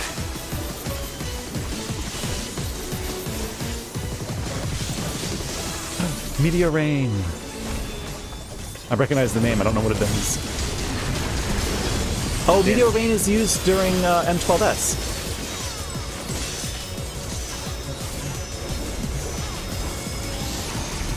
Okay, so that's... Also Cloud's, The Void's power is mine to wield. Yeah, what's the fight from the Hildebrand? The Gilded Aria. It grows. So how do we know that what he's casting is a point blank? Be still. Oh. One of these is a different color. I see the pattern. What does that mean? Yep, yep. I'm just gonna come over here. Okay. Oh, okay, so it's just like a 3-1 dodge, basically. I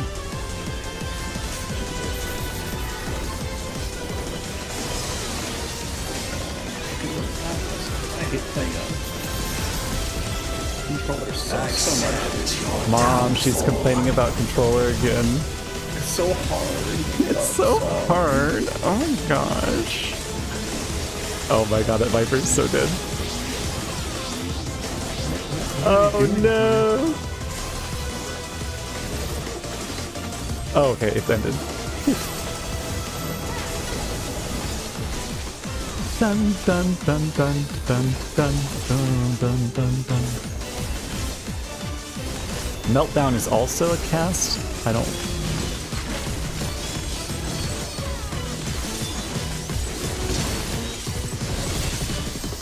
Doth the yawning rift not tempt you? Oh.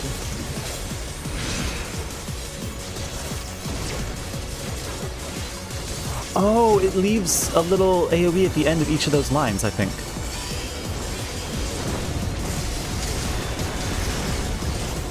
Come back here. The void consumes. Naught will endure. Oh. Oh. This isn't even his final form. Or is he just taking us into...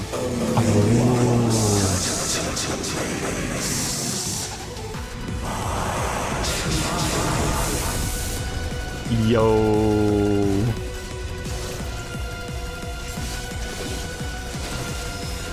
I'm gonna try and see if I can point these out away from the party. Yeah.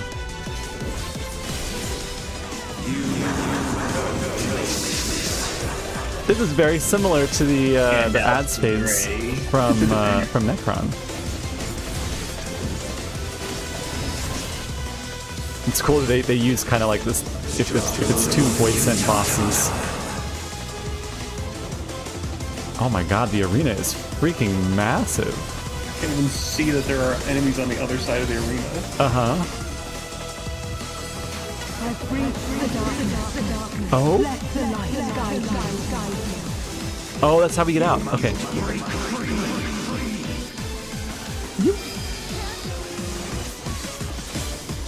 Oh, this is cool. Okay, okay. This is sick as hell.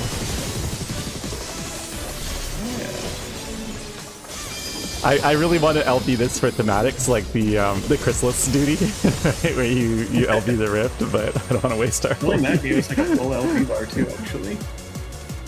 If you look at the LV bar before that, it was like almost a full LV bar from killing that. Oh. The underlings are no more. Now Actually, it may have been to exactly a full LV bar. Life and death rendered meaningless. This is very zombie coded, yeah.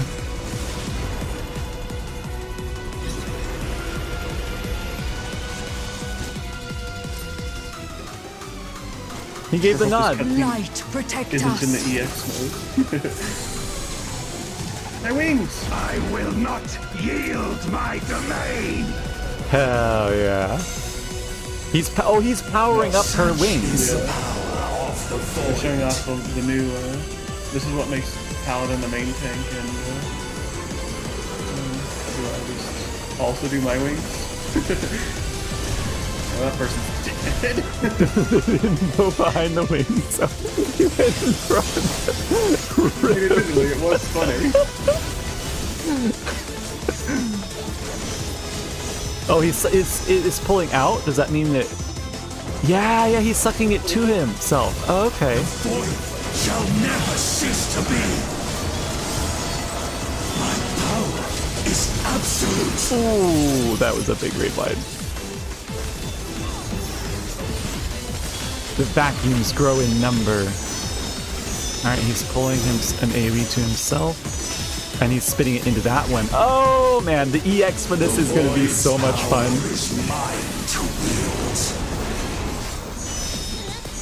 Alright, you gotta get into the middle. It's going both ways. Yep. Yeah. This is the same as Adkira or whatever from the Zodiac fight. Is it? Oh my god. I should have fainted that. How does this White Mage have maximum mana? Are they not casting any healing at all? Oh my god. Well, you're all dead, so my guess would be probably not. Oh, they actually casted Cure there. That's crazy. Like, either they have full, full piety build.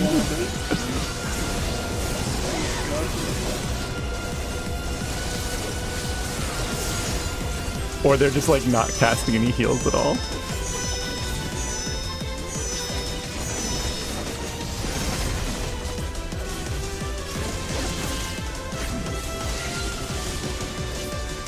Not wait, that's a raid line, isn't it? Oh no, that's him repositioning them. Okay. Alright, get near the... Yeah, okay, cool. So, yep. It's the same as, Oh, now we're going to go around in a circle, yeah. And then just get over here. Easy dodge. Easy dodge.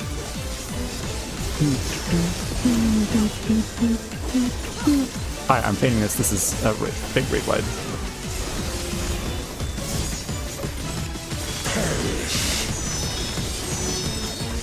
Get between them. We're going to go this way. Yeah, but not on that side.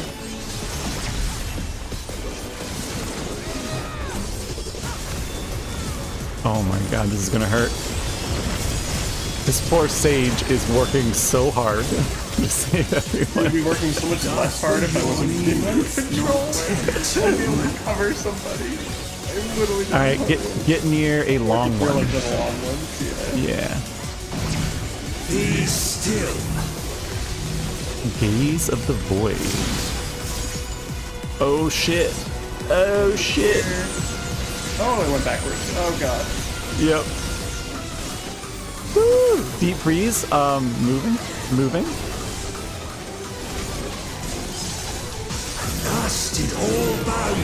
Oh my god, we need mitigation. This is gonna hurt.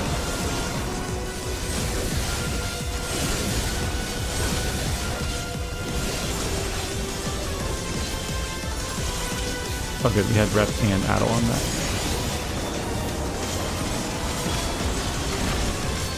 Boom!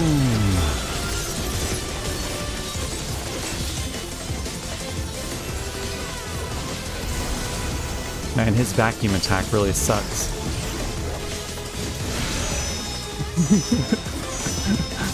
Don't be on that side over there. Oh don't know how my thing let me dodge that. I totally greeted that, and I should have gotten it. Perish.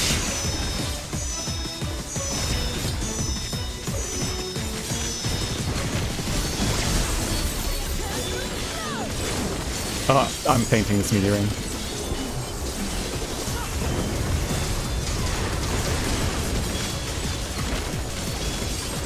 Behold the truth of this world! Oh my god. They needed to heal, but they were reviving instead. Accept your downfall. Uh-oh. Uh-oh.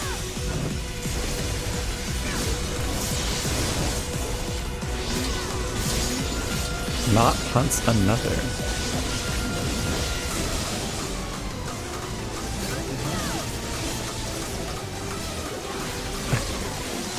Rip, who was that? The Viper again? Yeah, this side over here. Don't be on that side. Yep. I guess it wasn't there. Alright. Once I finish my combo, we should be LB2. Not tempt you. Be still. Like the orbs.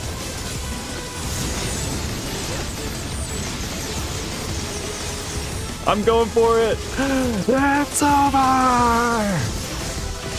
Wow! Wow, that did like no damage. This guy has a lot of HP. Perish.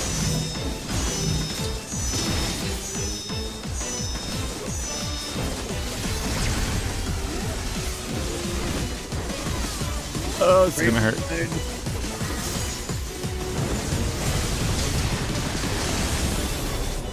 Alright, am I gonna be in the reawaken combo for the cutscene? They must be sealed away. Eat him. Turn him into a crystal. Eat the crystal. You see she's not still, yeah. Yeah, she has the Memoria ability. No, I meant that she's switching back and forth between Paladin and Reaper during the fight. Woo! GG, thank you! Crazy fight.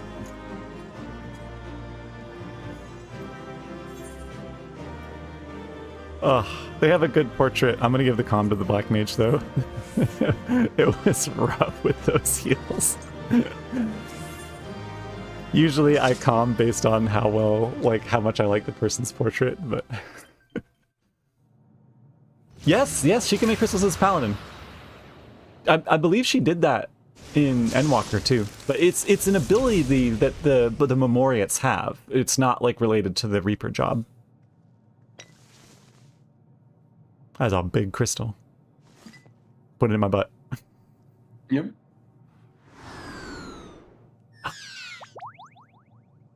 Drippy. Frost and foam. Froth and foam. I'm glad you came. We would have struggled to face Enuo alone. I'm glad you helped out. I presume you journeyed here to prevent more Void Scent from passing through the gate. You presume correctly. With Enuo defeated, there are none left in this realm who pose a serious threat. I dare say the problem is resolved.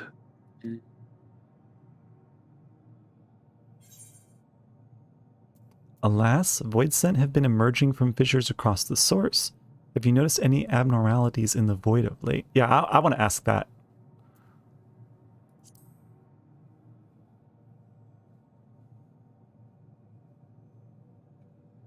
Nothing comes to mind. Why'd you ask? Yeah, let me give you your sack lunch first. Nope, not yet. So the breach wasn't limited to the Void Gate. For better or worse. Precious little has changed in the 13th since the Romus fell. Which means it's an issue with the source or the boundary between the reflections rather than the 13th in particular. Yeah, sounds like. Have you noticed anything unusual? I know not the reason events have unfolded this way, but there is, perhaps, an explanation as to why the Void Gate and the fissures opened. Here, in my domain, even the slightest change is keenly felt. When the gate opened, I sensed not the workings of some external force. Rather, it felt as if the barrier between our worlds was weakening naturally, moment by moment, until the two came to meet. So yeah, usually, like, and they explained that in when we open the gate to living memory. Yashola comments about how usually a rift is like a tear in space, but that gate is essentially a neatly stitched tunnel through, like, between the realms to get from one to the other. So obviously, if those are getting closer and closer, and there's no need for a tunnel there, then opening a rift isn't necessary because the two are Venn diagramming together, basically. Right. And you think this weakening could be happening elsewhere? 'Tis a possibility. Chisana.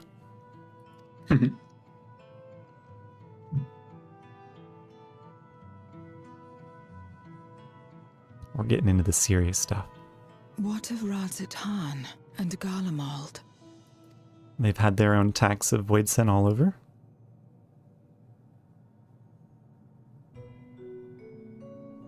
Eulus took mercy upon the interloper.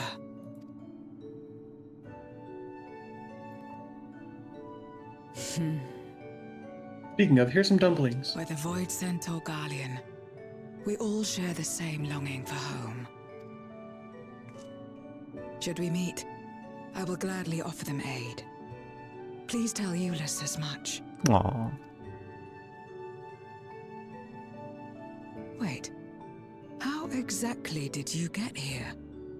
No mortal could traverse the Void Gate in its current state. It's weird. There was like this golden bridge, and I just walked there. Like, It's still open. oh, true, yeah. Although I wonder if we're the only ones that can see. No, okay, they're looking at it now.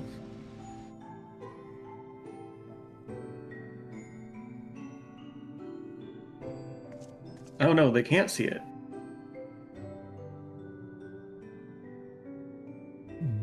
And this path of yours is still there. I cannot see it. I was literally about to ask if they could see it, but... Interesting. Okay.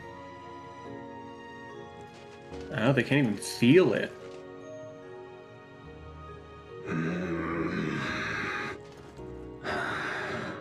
Nor does it reveal itself to me. Perhaps the path serves only the key bearer. Yeah, because it's your path, not theirs. So.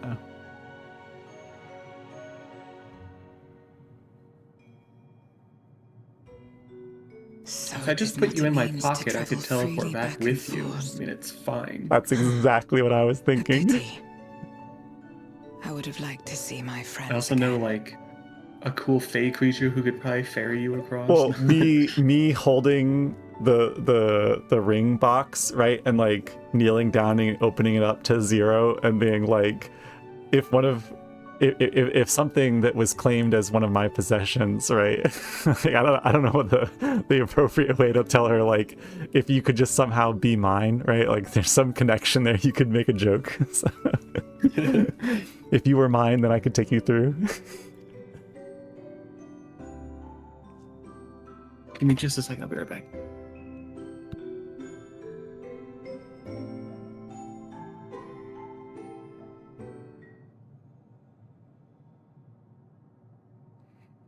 All right, we'll wait for Karinica to come back before we move on with the story.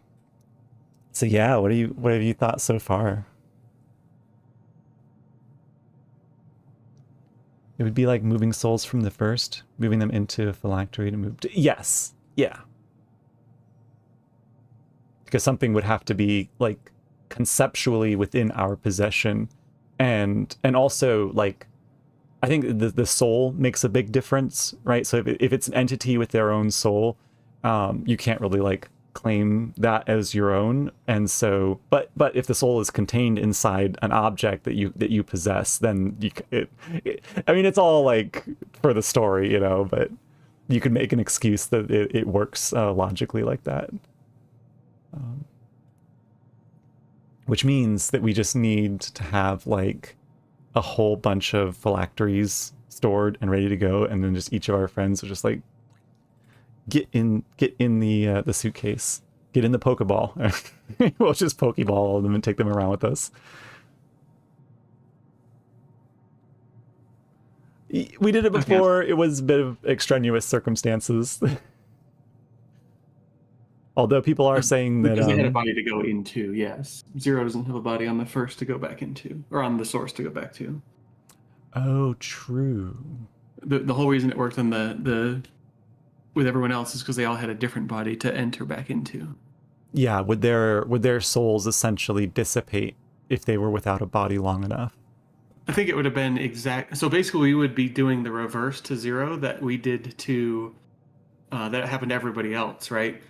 So Zero would probably be a being on the source, but her body here would slowly be dying without her soul. Right. Are you at where the screen is black? Now seems an opportune time to give Zero the parcel Euless prepared for her. I'm at the part after that. Yeah. After that, okay. Put them into stuffies like Calyx. Yeah. Could do that. That's true, though. These are my friends. I mean plushies. I'm still curious, like, how the key is intended to function, because obviously the key and the crystal were made most likely by separate people and definitely at separate times. Yes, definitely separate times. Because otherwise, I mean, if it was made by the same person, the key would have been made by Emmett Selk. Because he made the crystal. Well, and the fact that the key could be manipulated by the container, like they called it the actuator or whatever, that it was contained inside, implies that the key, it has a connection with the crystal there, obviously, but it's not a connection where it's like a puzzle pieces that fit together. It's more that they resonate with each other, and you can cause the key to resonate without it. There's some sort of magic or something that does that.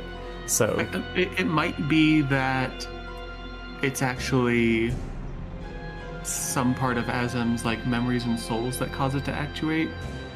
And so before the Sundering, before they had died, they would have just been able to use the key freely because it was their key. And now, with the crystal, which houses obviously only really Emmett's memories of Azem, that is how it's actuating with the crystal. Right, but then how would preservation get it to work? Well, they didn't get it to work properly, right? They could never choose the destination. They could never get it to work correctly.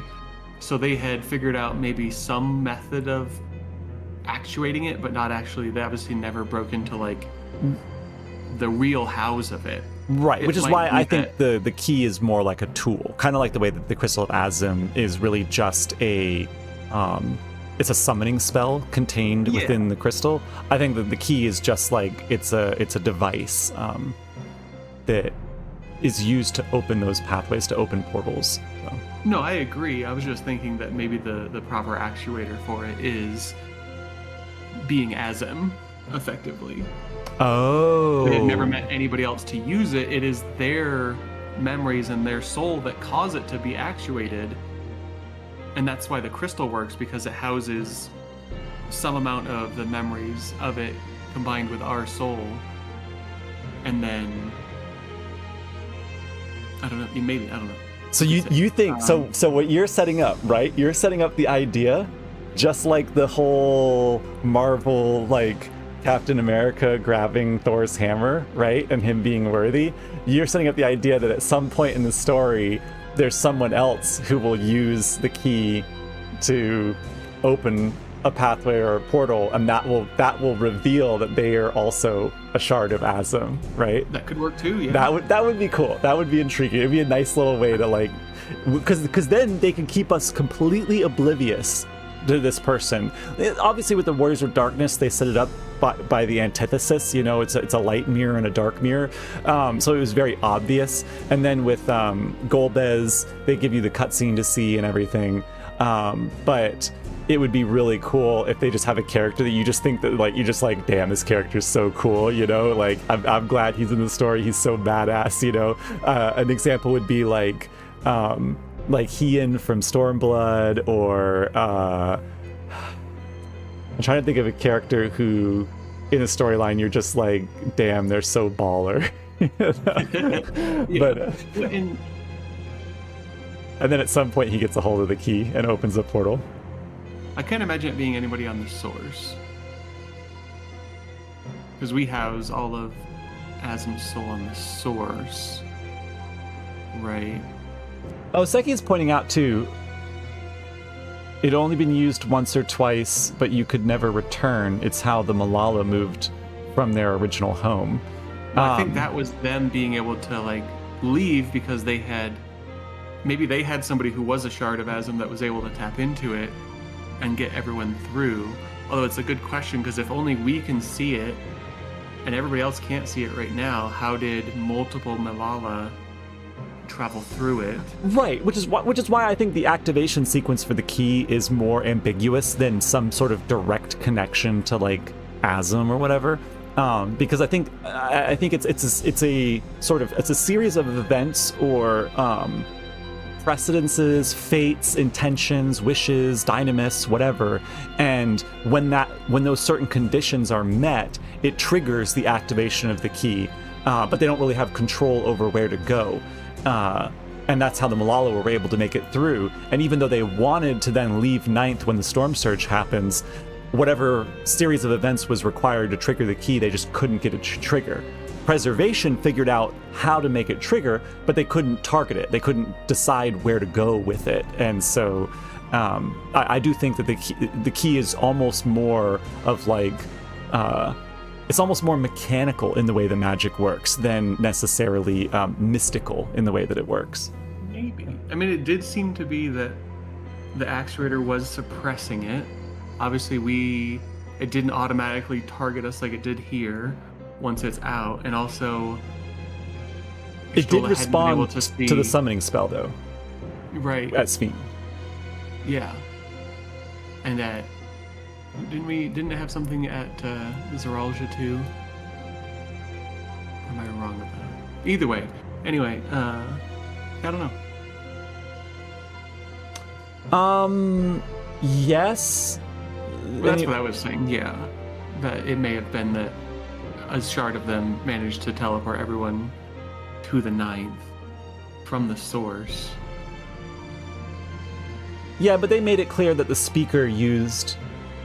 Oh, so you're implying that the speaker was a shard of Azim when they went, and then they since then passed away, and like it was like 200 years later after that the storm surge happened, and that the speaker in the series at that point was now, of course, no longer a shard of Azim and could not trigger it. That's a possibility too. That's what I was thinking, yes. Yeah. Is that it was a person that was and obviously they would have been from the Source when they teleported away as well. I don't know. Yeah. That's what I was thinking, yes, is that they were Azim, like reincarnated at the time when they left. Well, let's see what Zero has to say. Something for me. Here you go. I hope the dumplings are still warm. Right. That smell. Food, is it?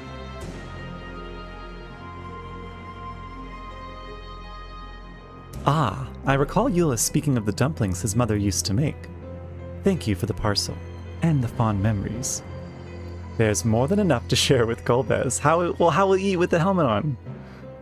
Now that he forgoes the aether of others, I'm sure he'll appreciate the sustenance. I sometimes wonder what the void would be like if culinary traditions flourished here once more, whether it would suffice to break the cycle of mutual consumption. A heartening thought, if nothing else. I think also the problem with the void too is that, like, anything that's ether would eventually get so steeped in darkness that it would, like, dissipate into sort of no longer dense ether, and that's like the food is supposed to be like dense ether, so they'd have to find some way to, like, stabilize enough of the land that they could actually, like, grow and cultivate crops in order to produce food. It's weird, like, it's weird to think, like, because obviously with things that die in, like, would you become part plant at that point if you're, like, sucking the aether out of, like, food? You're like, I'm part cheeseburger now. If another void scent eats you as a void scent after you've eaten the cheeseburger, they're like, tastes like cheeseburger.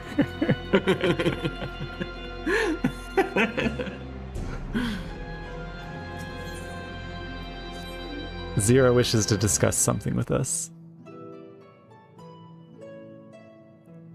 A beacon from beyond. Until our battle earlier, I hadn't called upon the darkness in some time. In truth, I find light a better fit these days. She's just in that paladin rotation. She doesn't want to change, you know? Best rotation. Ever since you left, we've been roaming the void in search of individuals who would join our cause. Although we returned to the Red Moon after sensing Enuo's presence, rarely do we linger in a single location. However, if the interloper you spoke of does intend to seek me out, it might be wise to return to my domain. Why don't you join us? With Enuo defeated, the source should be in no imminent danger. That sounds good. I'd like to go back and see, what are the two? The one that ate the other one? Oh gosh, I don't remember their names. Yeah. But if we find the guy that we just beat in the dungeon, it'll be funny, because they'll be like, hey, you really do know these people.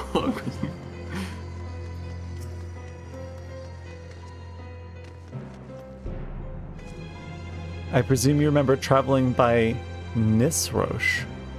Once we reached the surface, the creature woke up. Oh, yeah. It's the big winged creature.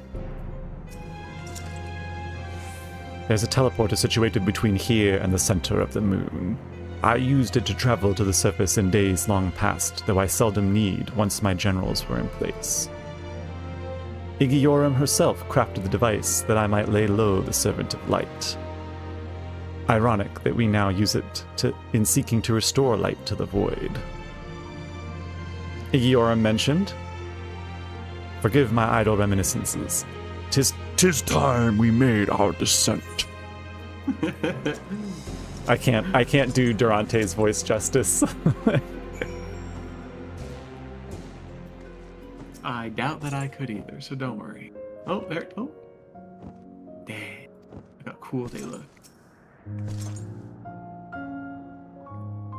Though it's not always so, many who live here have now chosen to do so because they support the cause.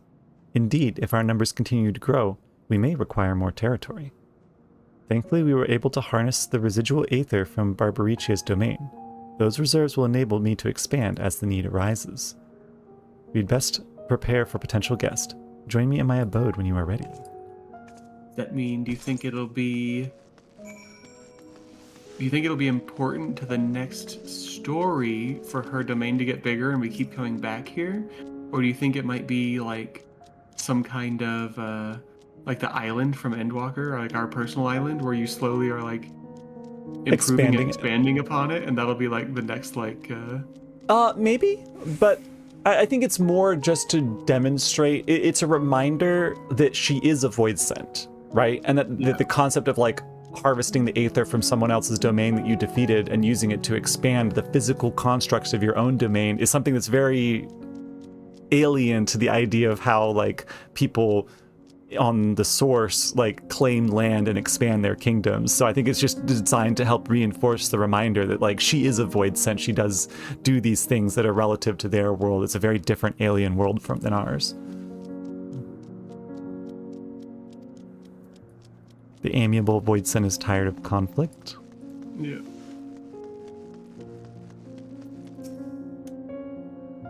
I waited an eternity for Zeromus to save this world, but my faith was misplaced. In the end, it was Zero who brought us hope.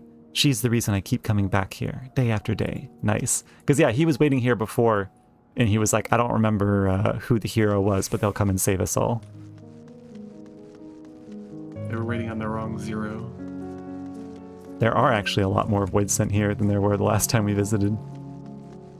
That makes sense, yeah. They have the Trojan servant here from the dungeon. No longer will I partake of the aether of other beings. Not even I. Not even if I shrivel and starve. Trojan manservant. And they're just like, one of them is in a puddle and the rest of them are just floating above it, like watching their friend take a bath. So he was over here before. Nope, he's not here. Oh well.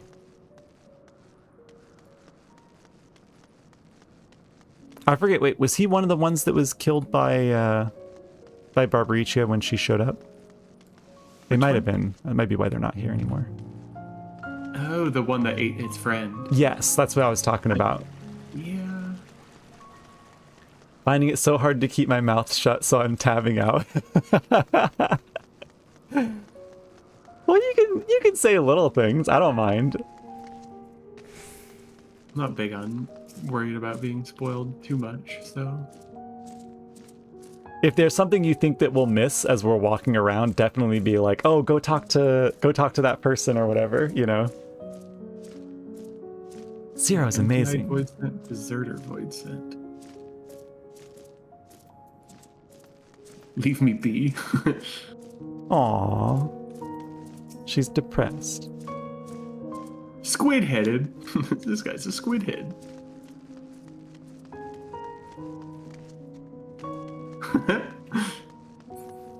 This one's gonna try and turn into like the one we made the for like the weapons.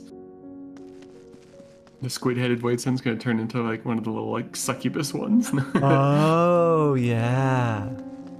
On the crystal ball or whatever. So Zero's looking at the little Allagan nodes that we use to transport light from the first into the 13th. So I wonder if she uses that from time to time to like recharge herself with light ether. Maybe. I imagine you remember these, the transmitters we used to receive light from the first. If memory serves, they work by channeling excess aether left in the wake of the flood into the crystal tower. So probably doesn't use them very often. Using the tower's cross-rift travel capabilities, light is then conveyed unto the 13th and into these devices. I have the mind to use them now, but they'll need to be set in an elevated location. Your assistance would be greatly appreciated. Alright, cool, let's use them.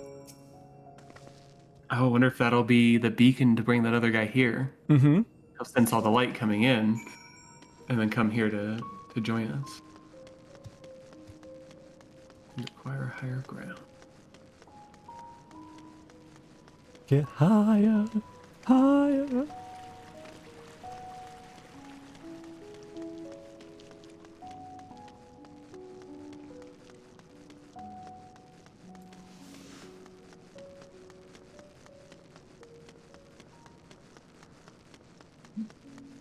It would be cool if you could like see Barbaricia's domain, at least the place where you did the trial with her, like located like up in the sky. Now that it was like part of her domain.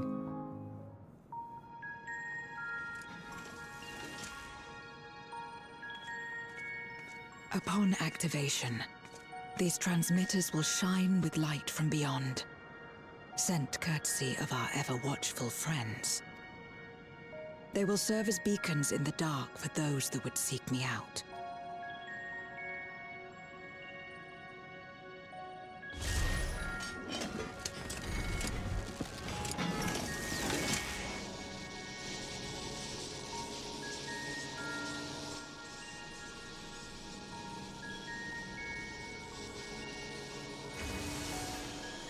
Oh, also Seki, if the in-game voice audio needs to be raised, let me know.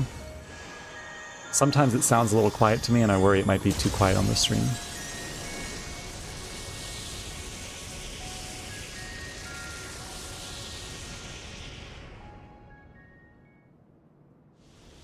Is she gonna stand in the center and get charged up?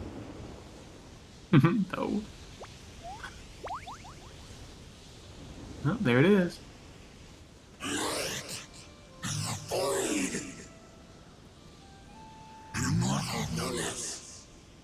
I did not expect to see you here. Oh, combat effects are too loud. Okay.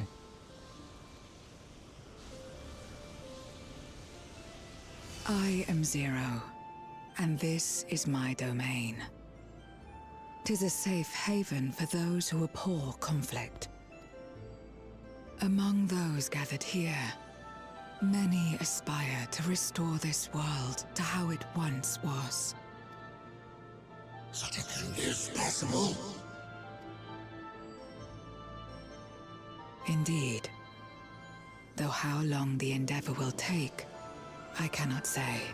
But for those of us abandoned by death itself, what do we have but time to try and try again? She's like, we're not in any rush here, so. She does talk quietly. That's what made me think about it. Very well. This light is ample proof your comrade spoke true. However long it takes to restore our world, you shall have my aid. Cool. She has another ally. And you shall have mine.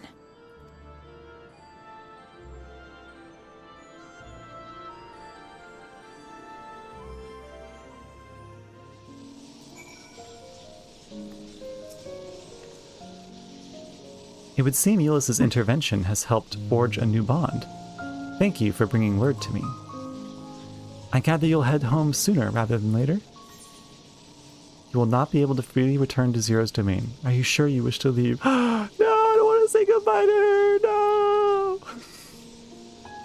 It's interesting. Hmm? Just that you won't be able to return. Yeah. And let us return to the Red Moon. I'm sure you won't begrudge me a proper farewell. Aww. Slash hug, slash hug, slash hug. Right. Pet, pet, pet, pet, pet, Pet, pet, pet, pet, pet. Aggressive petting. Would you deliver a message to Eulis for me? Tell him that we're making progress towards rebuilding our home. And I hope that he is too. Aww. Enuo's Memoria will be safe here. The crystal containing Zeromus has been passed on to our allies in the First. If Enuo's Memoria might serve them in restoring their world, we shall likewise consider its transfer. How much simpler it would be to aid one another in our respective fights, were it not for these boundaries between us. Uh-oh, they're foreshadowing. Right. Yep. Putting that there, I mean, you know that they're putting that there to, like, tease. Safe travels, my friend. We take comfort in the knowledge that you're out there fighting too. Wherever you may I guess on their end, we just literally vanished. Does that give us a free passageway traveling back and forth now? No, I'd imagine that it disappears, like, permanently. I mean, it didn't disappear behind us yet, but yeah, maybe. Foreshadowing is a narrative device, which here means... No luck, I'm afraid. It appears she's not in Mare Lamentorum. They've been wondering where we've gone. And we're like, hey guys, we're back. We already solved the problem. No big deal. It's done. Hey, there she is.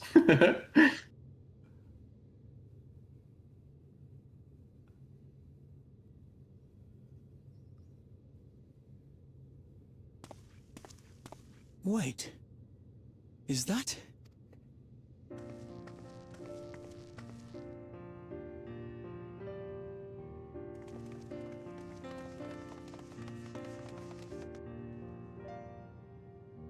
It's literally a replay of when we were walking up in the Gods, you snow, had us right? worried. And Graha was like, You wait, suddenly is that? disappeared. We didn't know what to think.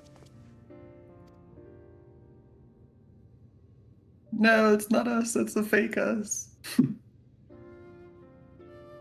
Y'shtola is going to be like extra interested in what happened here. She's not here. She's here. It's so over. We're so back. It's so over. We're so back. Shortly after you vanished, the Void-sent incursion abruptly ended. We surmised you had a hand in that, but never did it cross our minds that you were fighting alongside Zero and Golbez. This golden path you said you traversed wasn't visible to us either. Nor did we hear a voice. It feels like a... Ethos. Might this be the key's true name? Oh. Maybe. It feels like a While boss many name, mysteries and I don't remain, remember. For now, I am glad to learn the state of affairs Maybe in the I'm wrong. 13th. Well, the first thing I thought of is how many times, because the way they said ethos is how many times they say mythos in 16. So that could be was that, to the be first fair. thing I thought of. I was like, mythos.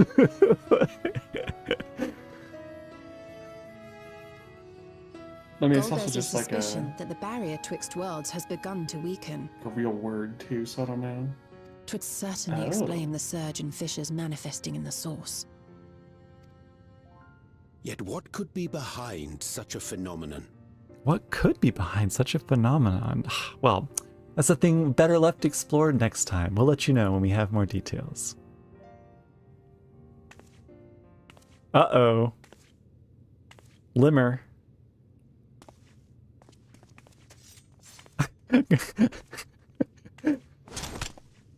Thancred's like, who might I'm ready to you fight. be? Not a Void-sent, I'd wager.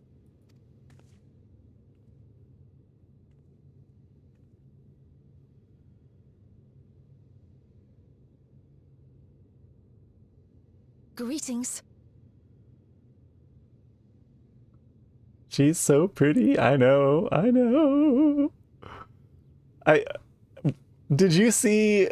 I'll send you the screenshot that Bunny made, where it's like a close up of her face with like I think all the kisses on it. Yeah, and then it has all the kisses all over her Yeah, face. that's adorable. Like me when I get a hold of Halmaret.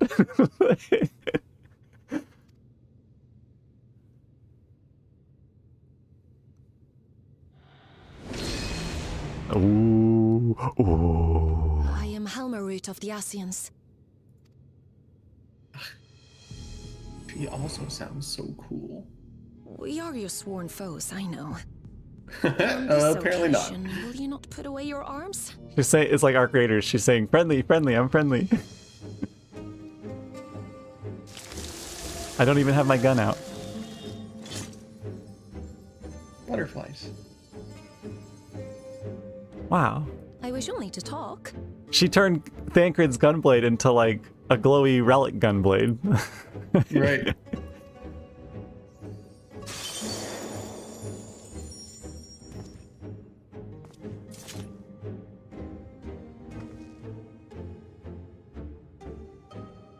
The something is afoot music is playing. Thank you for affording me a chance.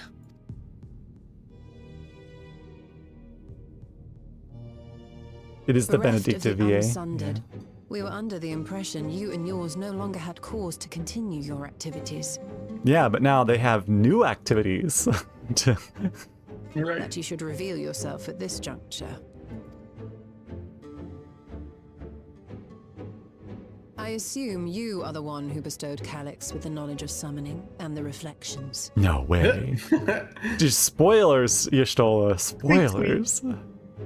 Yes, that is correct.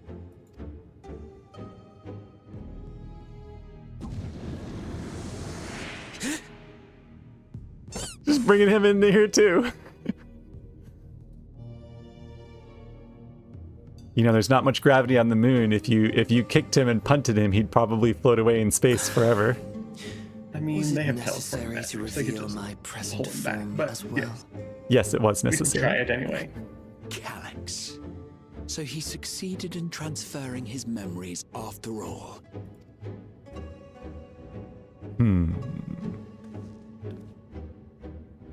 Obviously.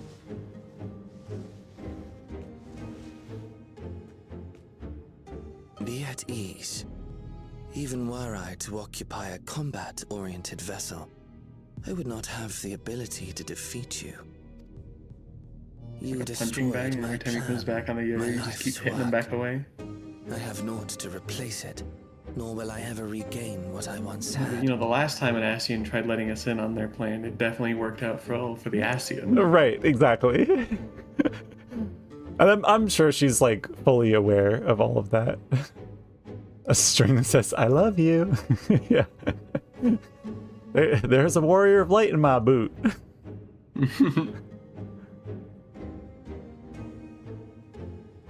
No, I just want a squeaker in his tail so that like when you squeak, when you squeeze his tail, it goes, will you not tell us what it is that you hope to accomplish?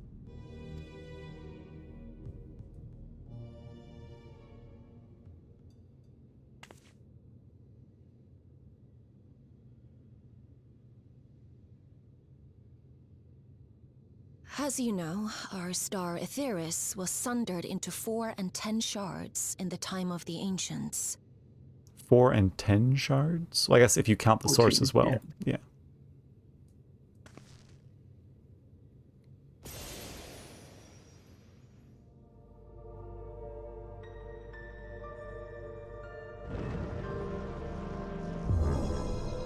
As the will of the star, Hydaelyn perpetuated this unnatural division for millennia. And in the wake of her passing, nature has begun to reassert itself. As a wound knits itself together, the star seeks to become whole once more. Yes, it seeks to rejoin with all of its shards. Okay, so it wouldn't have been purely Zodiark forcing them all together. That would just be, it's just returning to the natural state of things, so.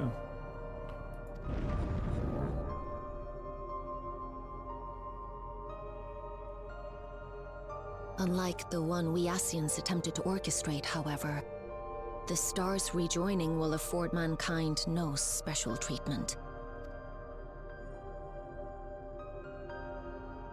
All life and matter will be condensed into a single whole and remade for a new beginning. A complete rebirth.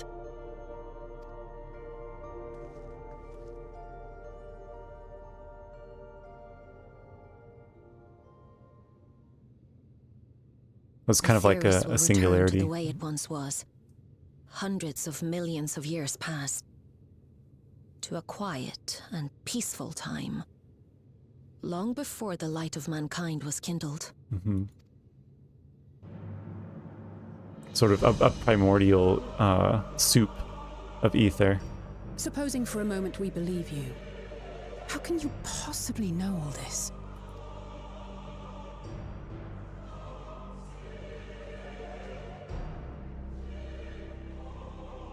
It is an inevitability that I have foreseen since time immemorial. Hey, does it pick them answer? Oh. A future that awaits should creation be freed from the influence of Hydaelyn and Zodiark. Okay, so she was already researching the possibility of it. You did this to yourself, yeah. She's like, my gloating is victory enough.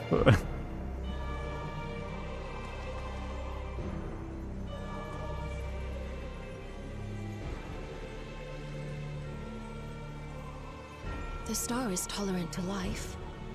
It holds no grudges, and neither rages nor weeps for being sundered.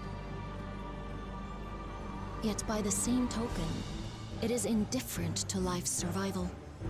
No amount of devastation and death can compel it to stop the wheels of creation from turning.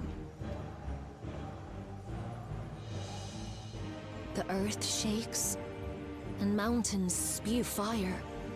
Floods wash away the fruits of labor, and icy winds freeze and starve. Countless perish as nature runs its course. So many seeds of life have already been lost, yet in spite of this, people continue to believe that the morrow will come. Let's hope. Yeah.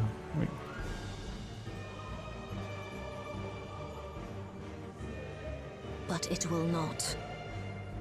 For nothing lies beyond the solstice, when all creation is reunited. When that day comes, every last trace of mankind shall be erased. No, they're setting up a very good threat here, where it's not like a there's no like particular source of the threat. It's like an existential threat.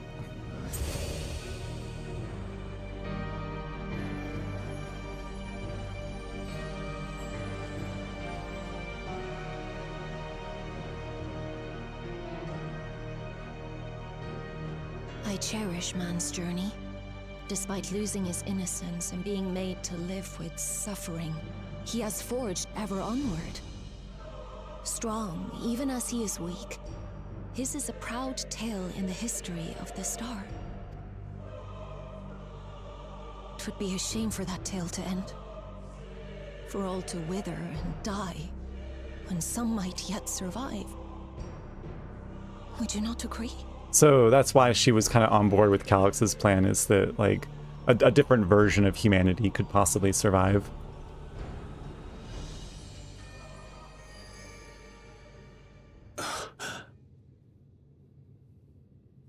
If a natural rejoining doth lead unto the solstice, then thine intent is to preemptively rejoin the worlds. The natural rejoining leads unto the solstice. Preemptively rejoin. Huh. Maybe, but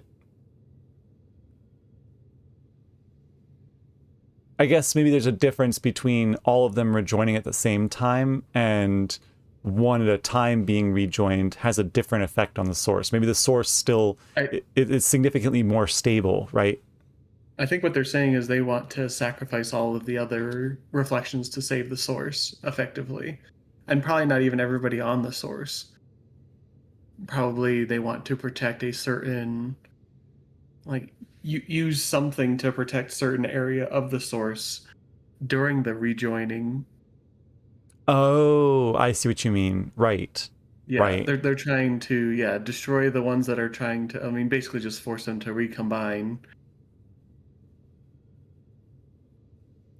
Let's see what she says.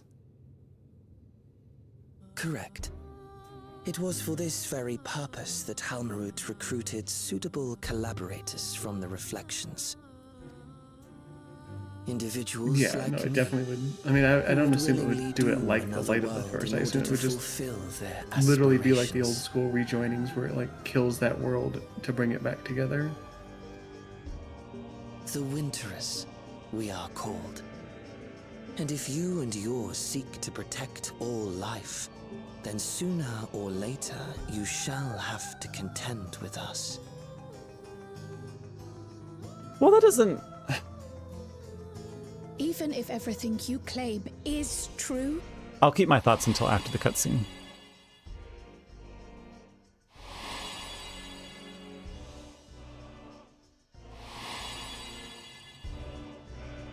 What you've done, Calix, it's unforgivable! I do not ask that you be pragmatic. That's right, nuking. Nor do I seek your approval. I've already painted you having your stuffing pulled out of you. Given your familiarity with other reflections, 'tis only natural that you are averse to our methods. But there is one irrefutable fact that you must understand.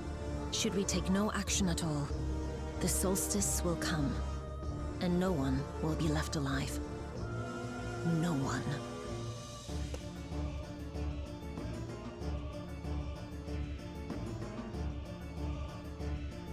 You don't know that. Of course, should it serve to satisfy your ambition, you are welcome to deal with the reflections as you deem fit.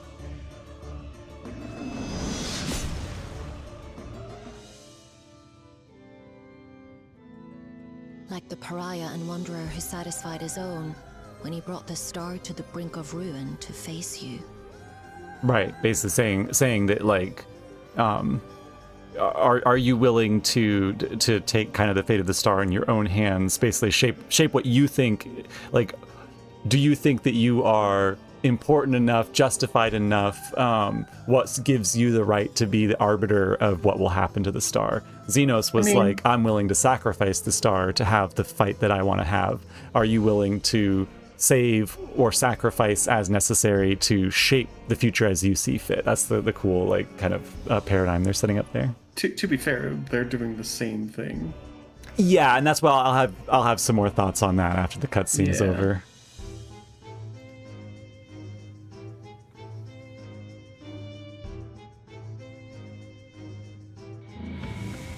Wait!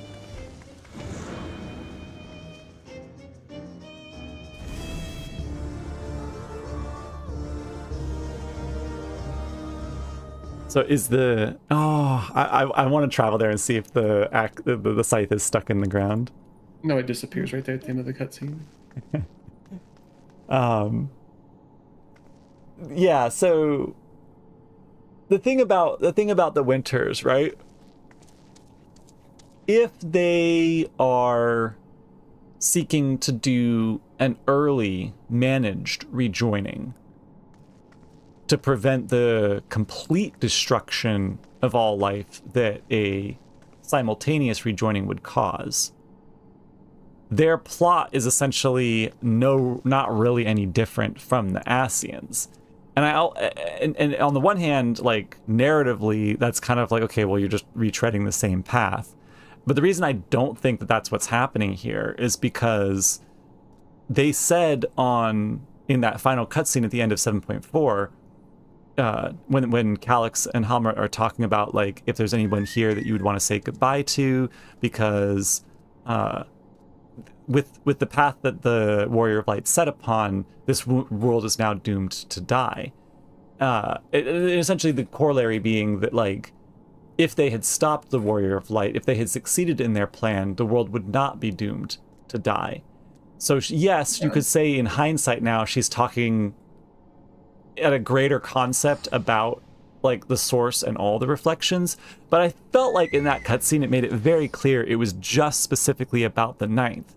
So if they're still planning on doing a rejoining just one at a time so that it's managed, that still consumes all of the shards. So I don't know how they would be, like, they would still be sacrificing all the life on the reflections. And it kills people on the source as well. Right.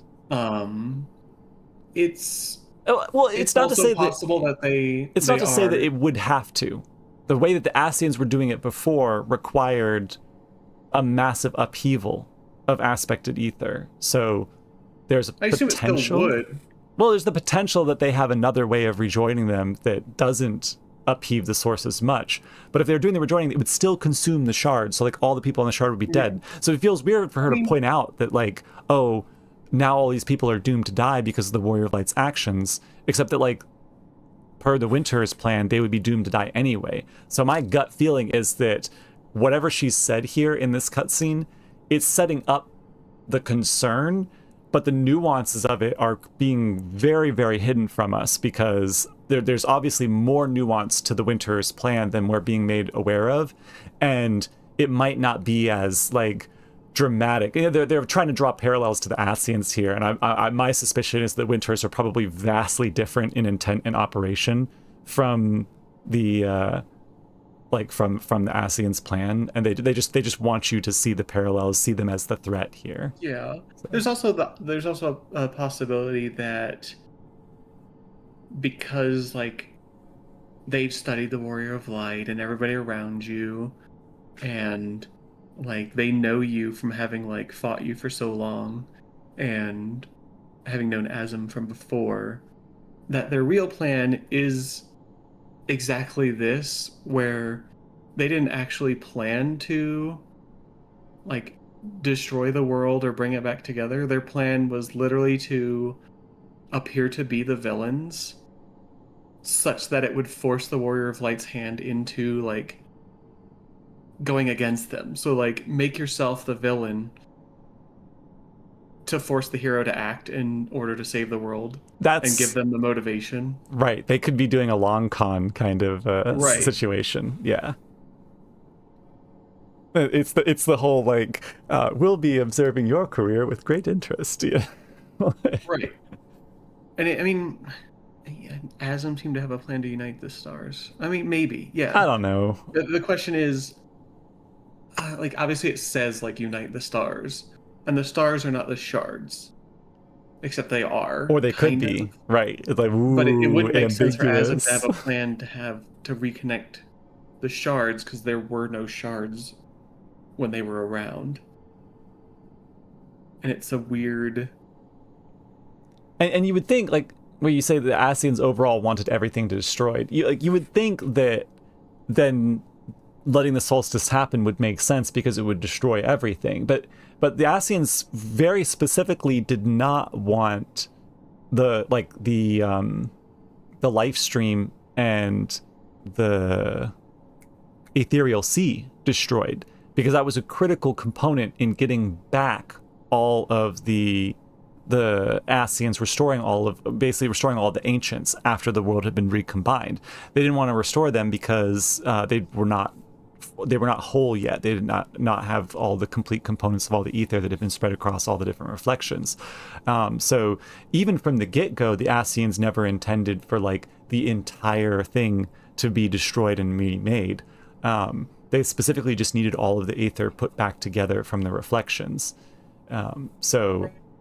But it's a weird one too, right? Like, because obviously they can move people between shards, and obviously, like, ultimately, because we know the Malala as a group all left the first to go to the ninth, in theory we could go to the different shards, open a portal to the source, and send everyone back if there was a way to exclusively destroy the shards while leaving the source intact. You could evacuate all of the people and and then let it rejoin. Like, that would theoretically be possible. But I would also, I assume that they need to have some kind of destruction in order for the souls to rejoin, because otherwise, why wouldn't one? Because they have to die. So there were sundered Ascians and unsundered Ascians, and if it was possible for you to move a soul onto the source and they would just automatically recombine, they could have just teleported those people with Ascian magics over to the source and made full Ascians. So I assume they can't just be that you need to go to the source. Right. It might also be that even if we were to like send people to the source, that them recombining, like their world recombining, would still kill them somehow because they came from it. I don't know. I like Mina's point that it could be a collective, such that like reincarnations of Asm throughout history have kind of assembled a particular plan, or the components of a plan, like working collectively. And I think I like, as much as I am very I don't like, I want the concept of Asm to be as nebulous and ambiguous as possible, so we only ever barely skirt around the edges and it allows the player to fill in their own imagination there. I do think it would be really cool if there was like a sanctuary kind of place that you could go to that had been touched.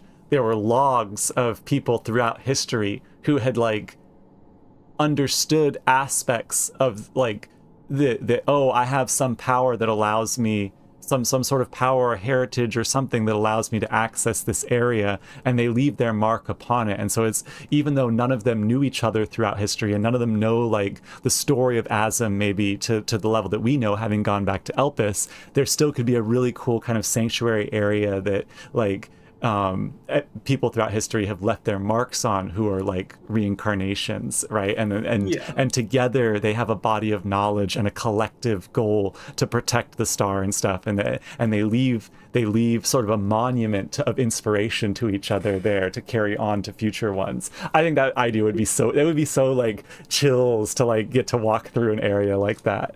So like an Asm library, right.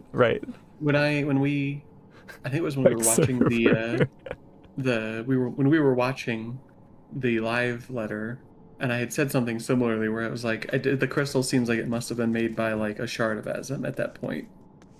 And it would make sense for it to have been multiple steps along the way. Just on a... and yeah, of course, Seki, that they said that it was Hydaelyn that was holding them apart, like keeping them separated. And now that she's gone, that they're falling back together naturally.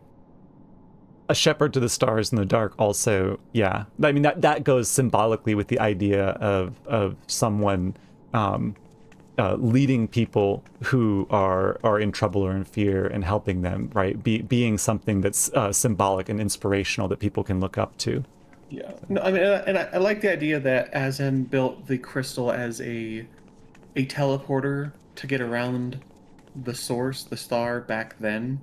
And now that there's reflections, it still works that way, but because it's in multiple places, it still allows you to travel to the reflections because it's still part of the source itself. Like, that makes sense as a reason for why... Right, the magic's so powerful and potent for traveling from location to location on the source that now you can travel location to location even through the interdimensional rift. So. Yeah.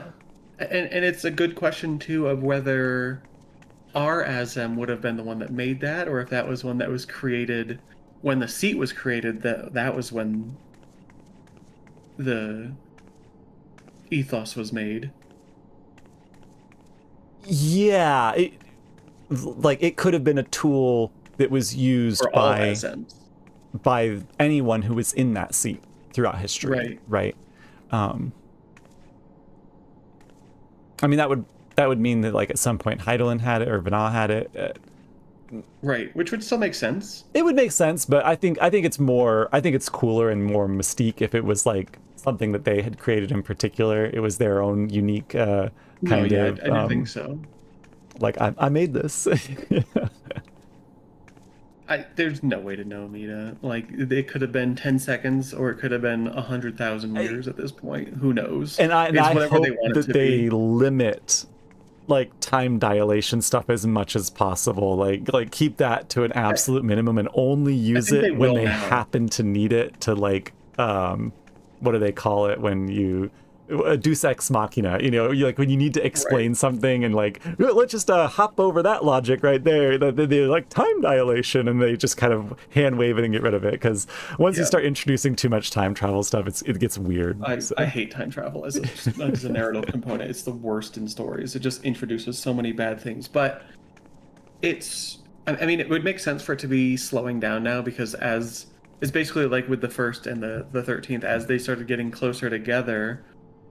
Like, they were and now that we're all joining back closer together, I assume the time differences should be shortening, because otherwise you'd be having it being really quick on one, really slow on the other, but you're also like touching at the edges all of these worlds together. So the times should be aligning themselves at this point. Because that's what the Exarch says. He says we're entering a period of alignment between the source and the reflections. We know that, like, there was this sort of logarithmic drop in Hydaelyn's power towards the end, and as we get to Endwalker, where she has like almost no power left. So like, if that drop in her power over time was leading to the shards already getting closer and closer together, right? Then like that makes the sense that they would, like, from a scientific aspect, the Exarch, and which, coming from like the 8th Rumble Calamity timeline, Cid, well, the future Cid and the future Garland Ironworks, would scientifically understand that there was a temporal alignment between the reflections and the source, but they might not have the explanation for kind of like why that was happening, and that could be the reason why, right? And that allows us to like avoid like, oh, don't worry, we're going to be removing time travel considerations from the story going forward. So. Yeah. All right, we have... I think this is probably the end right here, would be my assumption. Well, it would be... the name of the quest would be the final one, so we're not at the final quest yet. That's true. Oh, there you are. One moment you were standing before me, and the next you'd vanished into thin air. Thanks to you all, the void scent have been eradicated and the gate lies sealed once more. There's nary a peep from the crater. Though I can't help but notice none of you seem to share my enthusiasm. Is something wrong? Well, you see, we're all gonna die. So... Star seeks to become whole? But that's preposterous! As far as I'm aware, Heidelin made no mention of a natural rejoining. I ought to consult the records to be certain. Perhaps the archives are incomplete. But not before thanking you for dispatching the void sense so handily. You well and truly saved the day. Ooh, lobster bisque. Alright, see now, this is the last quest here. See, it has the question mark up there, and the name is Trail to the Heavens, so yeah, this is the last quest. The implications of the solstice and the winter's schemes, as well as our approach moving forward, will take time to consider, approximately 6 months. To that end, I believe that we... well, until we get to 7.55, you know. No, that's true. To that end, I believe that we should gather and speak in person. And by we, I mean our fellow scions. For a change of pace, why don't we convene at the Rising Stones? I'm sure Tataru and the others would be happy to meet us there. A fine idea. In many ways, our return is long overdue. I was wondering when we were going to get to this cutscene that we saw during the trailer, where it's like, shows everybody like reconnecting back at the Rising Stones, so we're finally getting that cutscene. No doubt we could use some respite after Garlemald, but I trust there are no objections. Nodders, nodders, nodders all around. 'Tis settled then, to the Rising Stones. And of course, I need to get Justana in the party. There we go.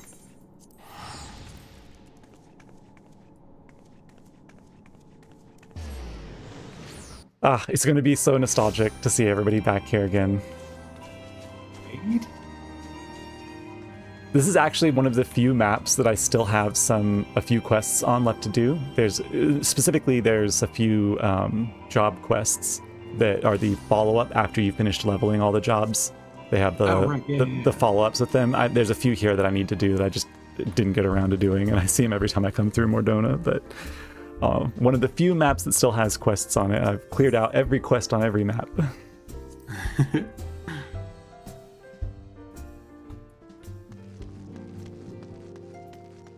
Look at everybody back here again. Well, yeah, I mean, it had a similar design to the buildings on the first, which were just the ones that were basically Amarot originally.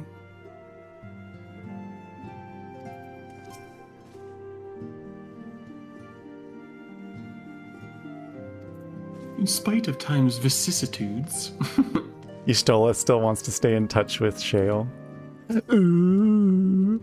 Told you, gay. They like each other. I approve of this much more than Runar? Catboy in the 13th. What the hell? Runar does not deserve this slander. So.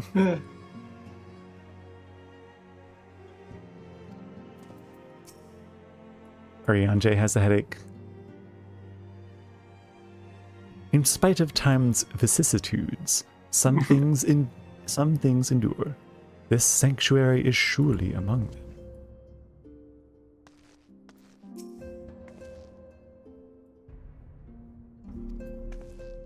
Yeah, but where's Tataru? She'll be out soon, don't worry. She and a great many of our comrades are en route. Let us wait for them a while longer. Cutscene time.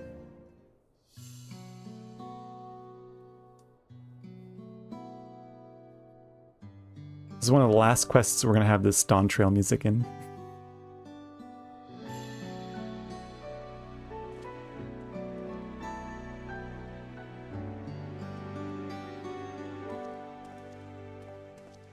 Long it hath been since last we gathered here. Indeed.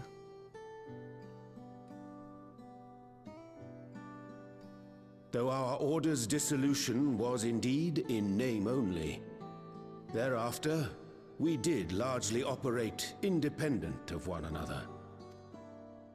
I think last time we were here I saved your lives by bringing you back. Full glad am I to stand in such esteemed company once more.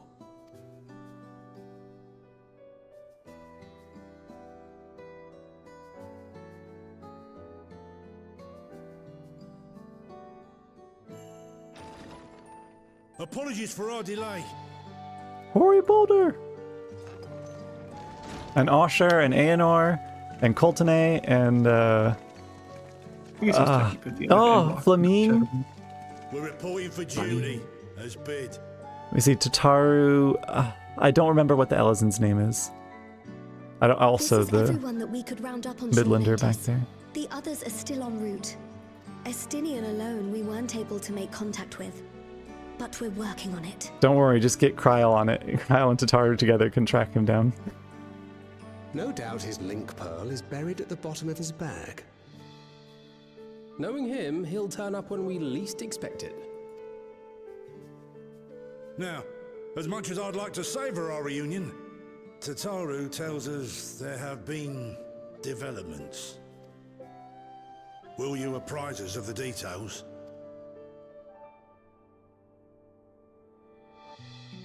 So I saw a theory that like the tank job will be shown off by one of the other characters that we know in the trailer eventually, and that it will be Hori Boulder will show up as like a double shield tank job or something.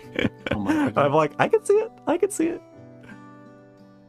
I do hope it's a double shield job. I really do. I've been asking for it for so long.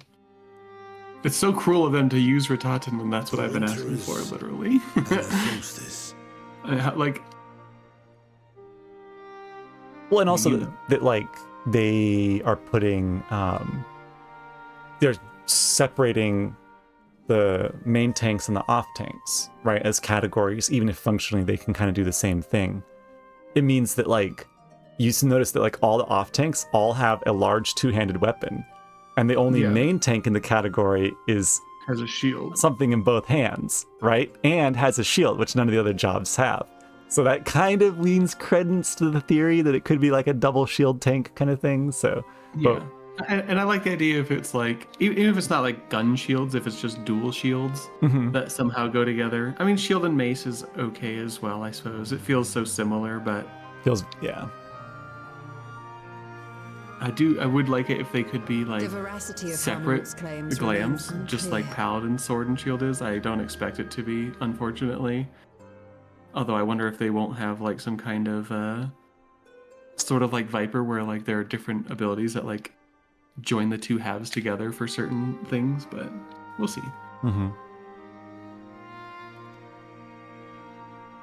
Yet it cannot be denied that, in his bid to convert the living into endless, Calix was privy to knowledge of the reflections and more. And the Winterers are formed of others, like him. I'm just hopeful it doesn't like, it's not dual guns. In light of the recent Void Sense incursions, I believe it would be wise to treat the Solstice as a genuine threat. Yeah, obviously. The problem is how to deal with it.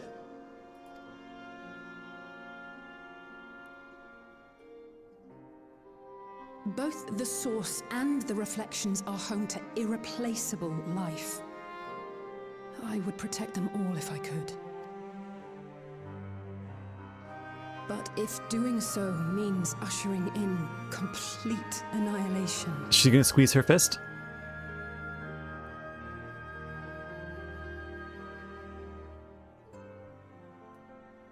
then what can we possibly do? Yes. And fisters. So many scenes in Endwalker of squeezing the fist.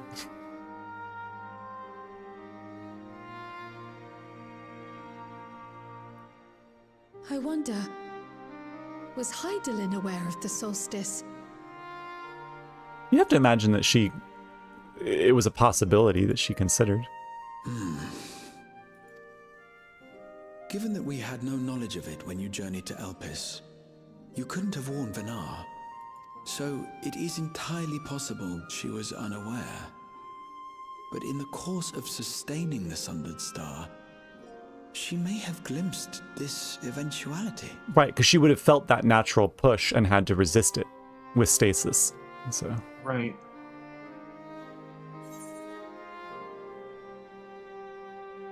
I think she knew and chose to trust in us. Yeah, that would make the most sense.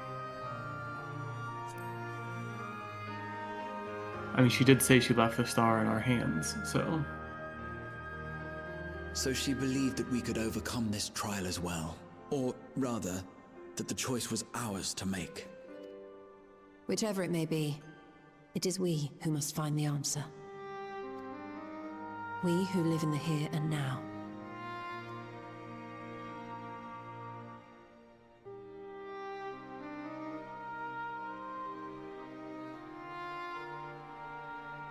Perhaps we could take a recess? Oh, I dare say everyone could use a rest. Speech, Tataru, speech, speech. Tataru setting up the Indeed. 7.55. We have ample food for thought, and it would be good to catch each other up.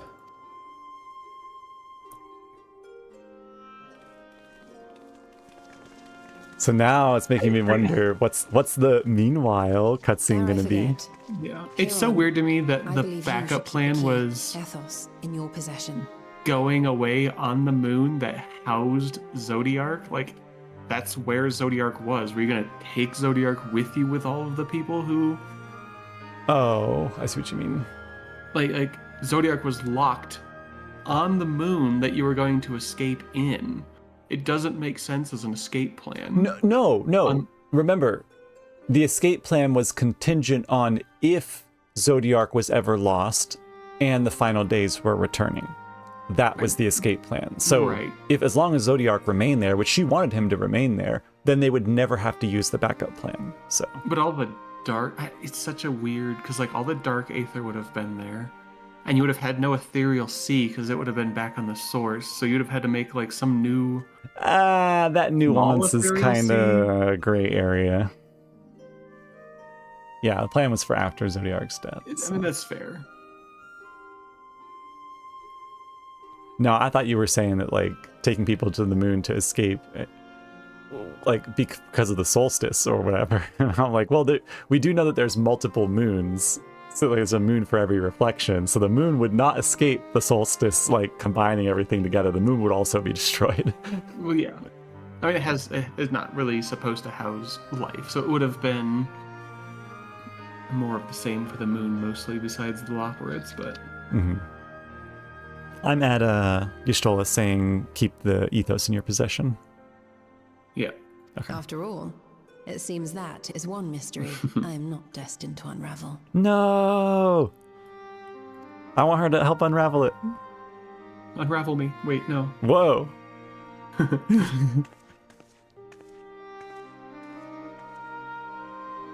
So she spent the whole X-Pack being like, I'm gonna figure out like how to make this key work, and then it was like, here you go, have it back. I'm not gonna figure out how to make the key work.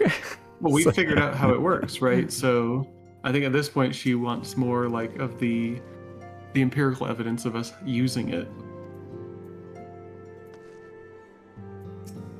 I'm seeing what the other Scions have to say. Efemi, that's who you were thinking of, I believe. Efemi, that's right. Yep.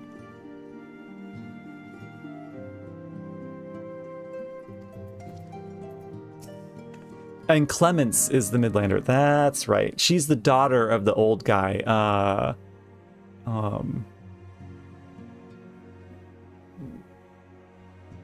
Isildur is his name. Something like that. Isildur. Gotcha. To your senses. Isildur. Oh, she's still. Cast us into the fire. The brothers are reunited, yet a distance between them persists. How cruel fate is to force me to choose. She's still going on about Asher and Hoary Boulder.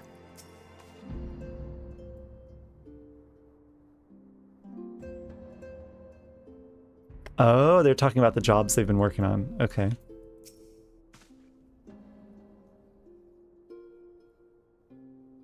Even after discussing the revelations concerning Calyx, there's a great deal to share.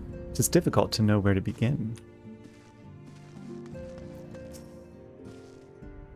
Don't you worry about me. I'm sure you've plenty to discuss with these old faces. With these old farts, I mean old faces. The latest in development is indeed a shock, but I'm heartened to see not a single face clouded with despair. See, they got to visit other parts of Tural.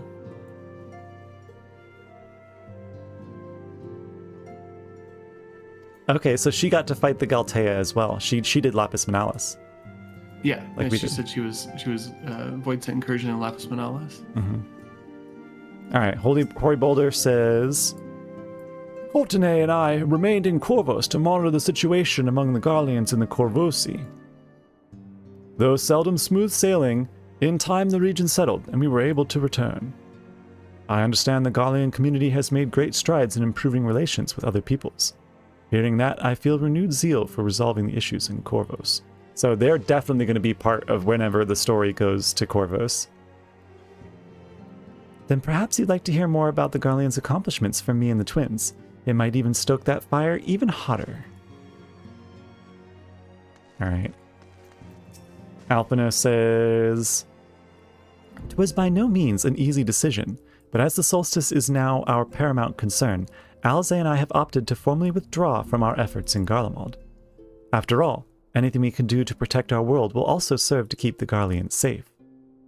Euless and his comrades are already working towards a brighter future of their own accord. Honestly, I'm more worried about us. It's so difficult to see the path ahead, but hopefully we can get through this and return to Garlemald with our heads held high one day. Indeed. In the meantime, let us prepare a letter for Euless and the community. We mustn't let despair stay our hand." Alright, you want to read Y'shtola's? Sure. Judging by your guise, Clemens, your studies must have been productive.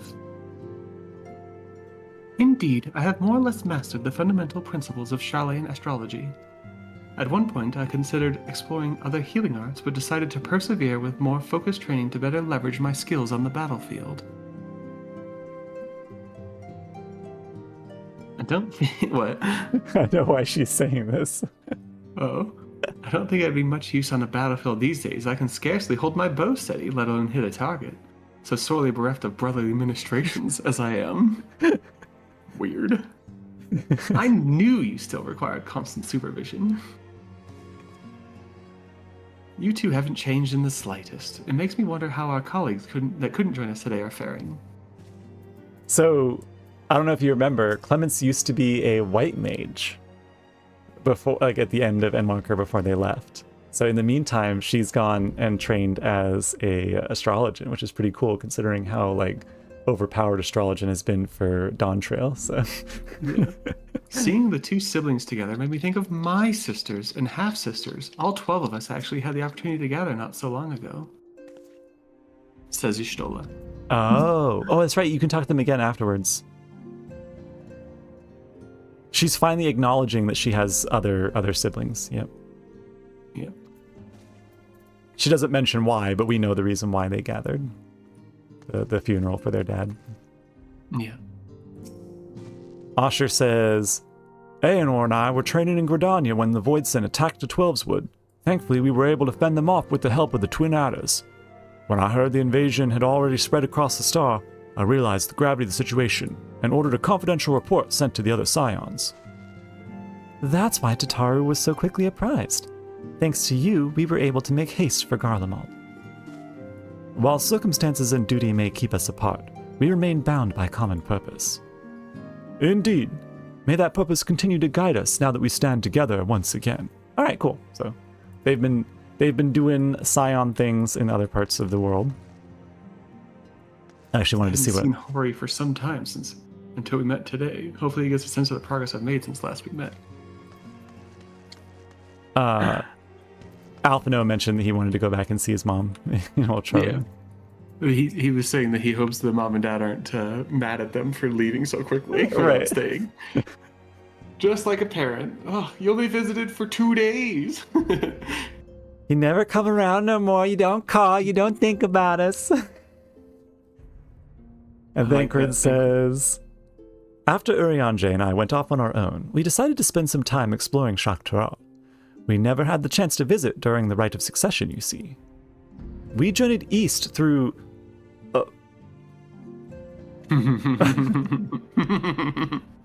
Yes? Loa Zenihita. Loa Zenihita is probably how it's pronounced. Before heading up the coast to the frigid northern reaches, where they revere a storied beast of the sea, The excursion only served to reinforce just how diverse Toral really is. So let me think. We're heading up the coast to the frigid northern reaches, where they revere a storied beast of the sea.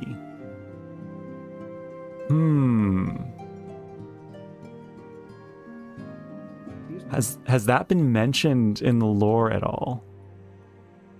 I don't think so. Oh, you can find Clemens in Ishgard during Dawn Trail? Oh, that's awesome. Okay.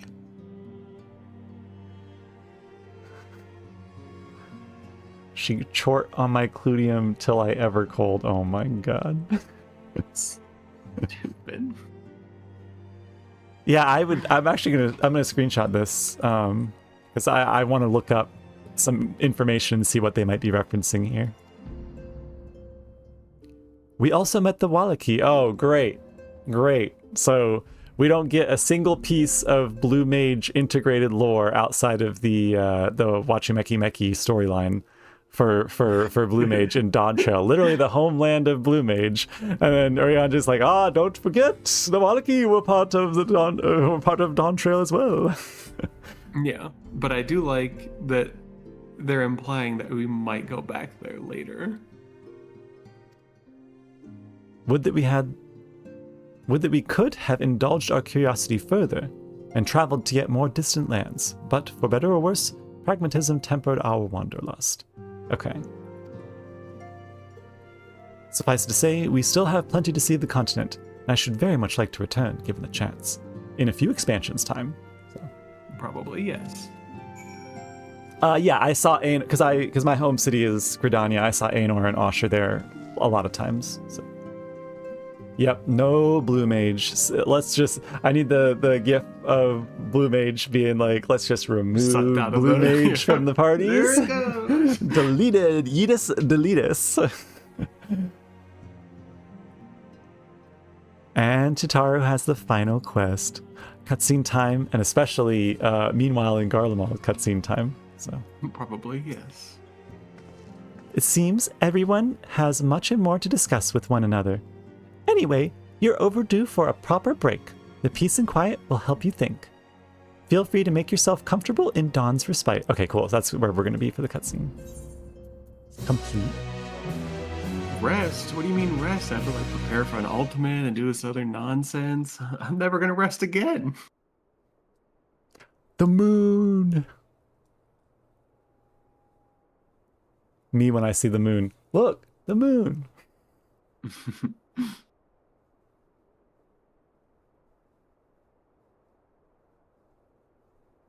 We're mirroring the end of Dawn Trail. Mm-hmm. Of course, should it serve to satisfy your ambition, you are welcome to deal with the reflections as you deem fit. I will deal with you later.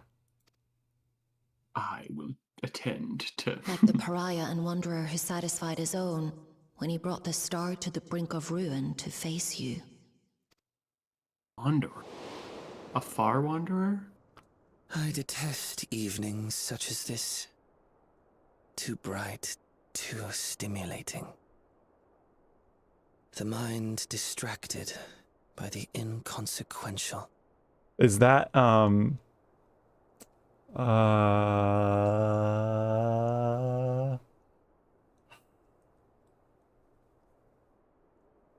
pretty sure it's just Calyx, isn't it? You think it's Calyx? I think so. That's what it sounds like. Oh, yeah, it is. Okay. You needn't be so wary. It's only unique for now, come just to on offer pretty soon. information You'll be able to before pick my it too, departure. maybe. Calyx has come.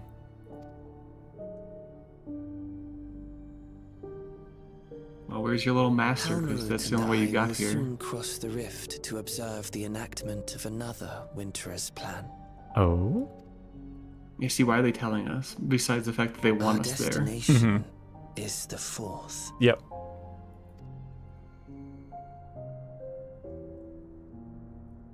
A world locked in ice, whose lands are blanketed in thick clouds. In order to survive, man has fled to the skies, using great magics to establish new civilizations. Yeah, so there's like, that's what we saw is the artwork is the massive, basically massive chunks of land floating.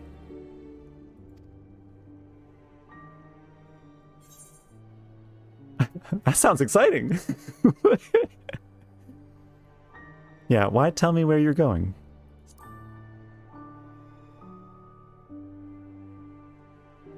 I have my own It designs was not I would my see intent realized. to excite. Nothing more. I have my own designs I would see realized. Nothing more. Okay, so that's what he says for the other option. Nice. For this one, he says, he just says, I have my own designs I would see realized. Nothing more. So you get extra text with yours.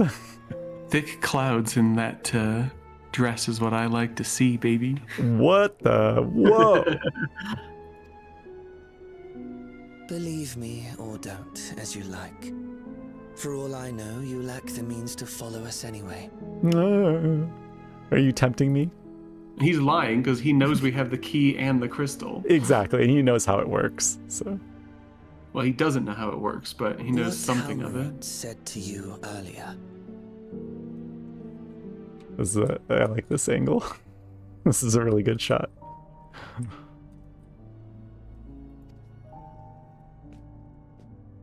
She suggested that dealing with the reflections might satisfy your ambition. But is that truly so? You have seen battles beyond counting, have defeated even the fear of death. Is there some conclusion that you seek, no matter the cost?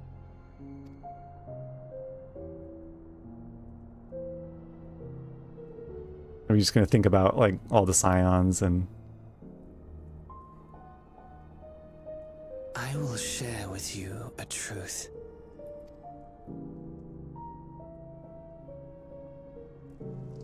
We Winterers each have an ambition that we wish to fulfill.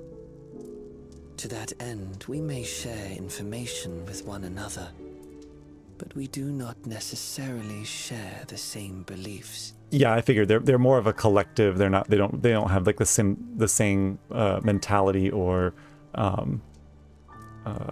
methodology as each other. They just simply have a sort of loosely Same common goal. In the end, and that's part of what makes me wonder if that's why they're antagonizing us, is not partially putting another egg in the basket of maybe the Warrior of Light will find a way to stop it. Oh, okay. Like it seems like maybe they're all working on their own goals of keeping people alive at the end of this. Like they're kind of all egging each other on, you know? Right. Yeah. And they've all created their own, and probably most likely if like one of them succeeded, they'd be like just like how Calyx kind of intended for his world, where he'd have been like the god of the world.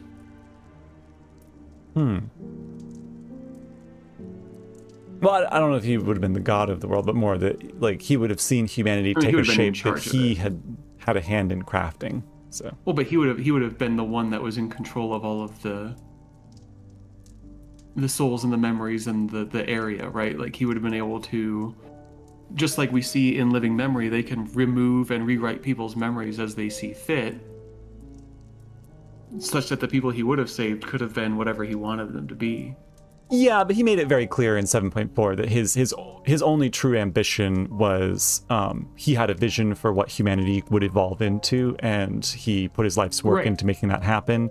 It didn't seem like he had ambitions to like control them or anything. It's simply that like he wanted to see humanity take that next step forward, and anyone else who disagreed with that, just they did not have the vision that he had, you know. Yeah. So. Just as you and yours decried my actions, I find those of my fellows objectionable.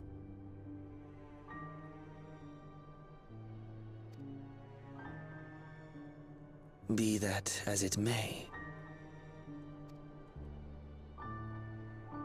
It is the culmination of our lives' works that we would bring to the world. Fruits born of undying devotion, daring aspiration, and unwavering ideals. It's basically setting up that we would need to have a sense of like devotion and unwavering ideals to accomplish similar kinds of work. No matter how we are reviled, no matter what we must steal, our actions will be vindicated by those who abide in the future we create. In your benevolence, you may seek to save everything and everyone. But once all is consequently consigned to oblivion, your noble deeds will amount to nothing more. You can't even teleport away, just go kill him right now. For no living soul shall remain to judge them.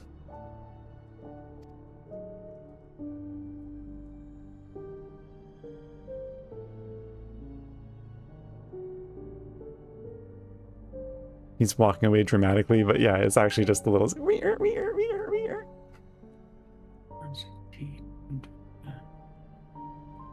I mean, he has a point kind of conceptually, but that requires you to value the opinions in hindsight of those in the future over the objectives that you take now, right? So it's like if you have the attitude that like, let's see, if shattered stars are doomed to mend, how turns the key to winter's end?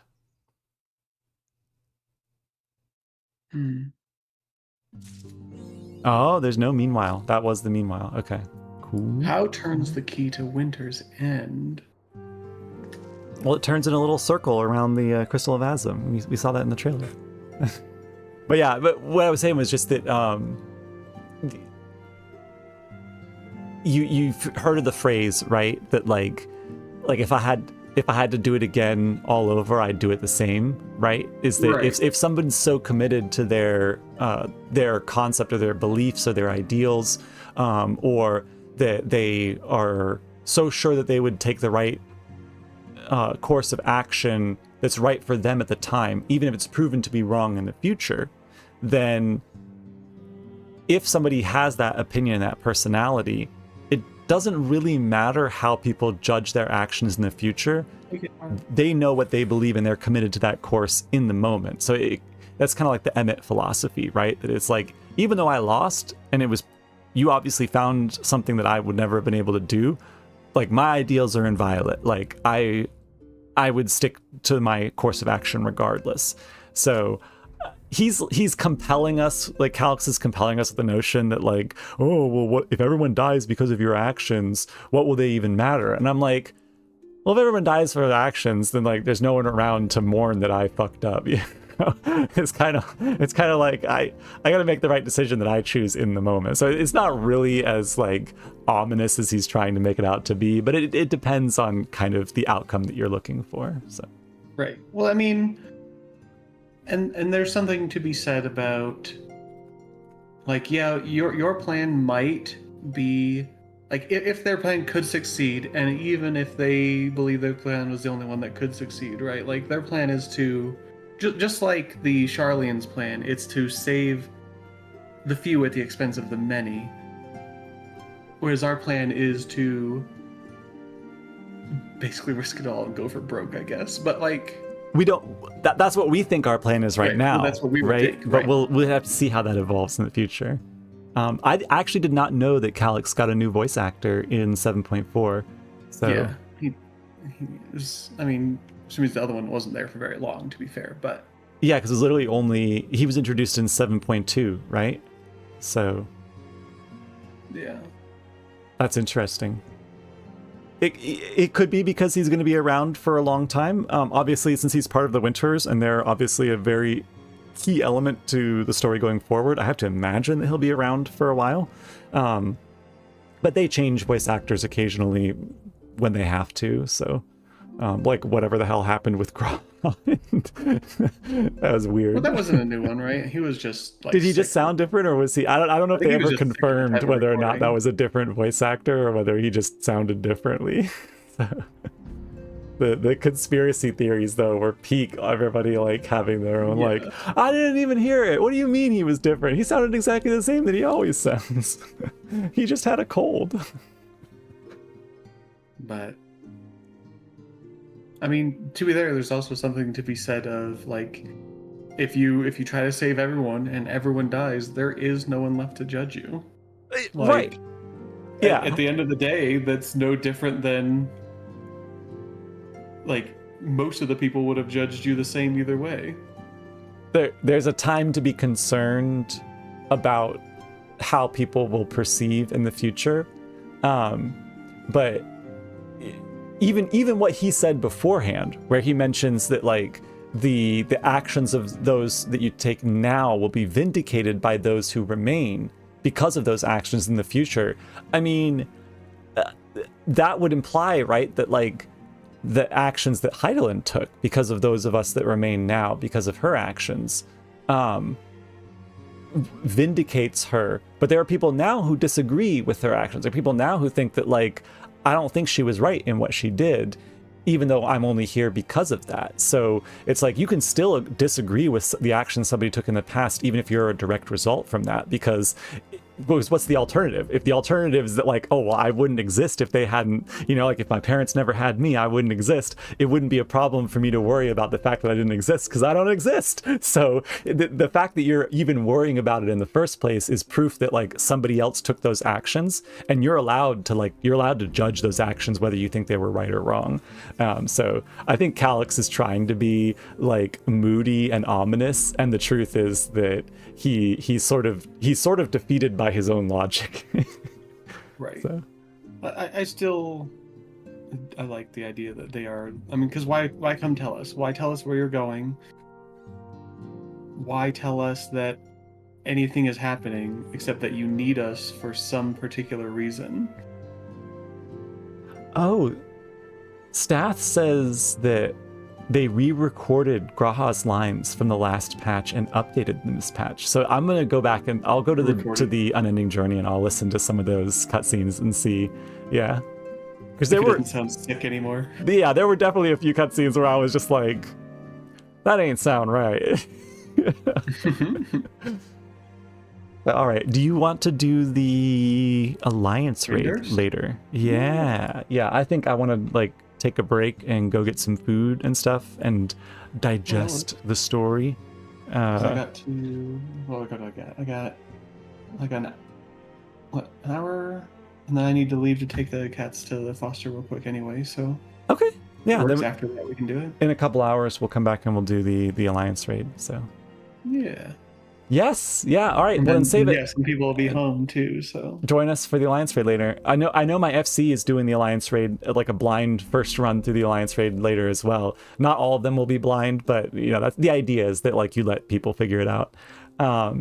So if they are not full of people, which usually they aren't, usually I think they get like 18 or so, then like we'll probably just hop in there and we can go hop over there and join them, Seki. So yeah, I think we did. I think did that last time too. Yeah, maybe it was the first one. Because you're in the PFC, like FC, right? Yeah. Okay. Final thought: if the solstice is real, the preserving human consciousness should be your #1 priority. It echoes many debates we are currently having about AI, nuclear war on Earth, etc. Okay, right. So the concept that like, if everything is going to be destroyed, right? If the history of mankind up to that point is going to get erased and restarted, essentially, the source will be returned to primordial soup that will then recoalesce, following classical, Earth geological history, right? Then the information about humanity that would be lost as a result of it would only be carried forward if it was in memories, if it was digitized in some format or recorded in some format. and carried into the future. So yeah, turning people and turning consciousnesses or their memories and their histories into some form that could be carried on into the future would preserve that history, even if it didn't preserve the actual people themselves. So I mean, like, if we were super worried about it, right? Like, we have means to take people and move them off world, even to a different star entirely. Like, you could save people if that was your end goal, was save like a many Titan people as you AE kind of thing. Well, we took the Ragnarok across the entire universe in minutes, hours, days, some amount of time that apparently is no time at all, according Right. to Final Fantasy The speed 14. of plot. Right. So there's nothing really stopping you from going to another star and doing similarly. And also, we know now that you can set up an aetheryte somewhere else and teleport people to it, even if they end up being like sick or unwell from it for some period of time. You could take the Ragnarok, set up an aetheryte crystal somewhere, set up a way for people to like teleport to that unattuned aetheryte on a different, I mean, and that's obviously aetherytes must work because there is an aetheryte in Ultima Thule, so you can teleport across the entire cosmos through aetheryte teleportation, apparently. We're stretching the limits of what's in-game only, but you could, how much of that is like actual right, plot aspects and how much of that is like loosely explaining in-world reasons for gamified systems. So. Right.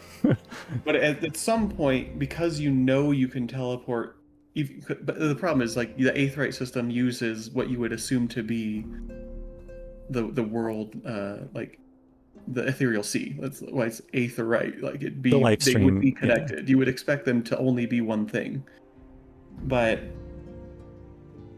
you could do that in theory based on what we know of the game. Is you could just set up an aetheryte on a different safe world, teleport everyone to it, and then, like, I mean, maybe not everyone, but kind of like the tyranny of the rocket equation. It might be a thing where like the amount of ether required to like remove that many people from the world would be more ether than the world had. So it's an option that is functionally impossible to access, you know. So like it would require more energy than the world had to lift everyone off the world. You know?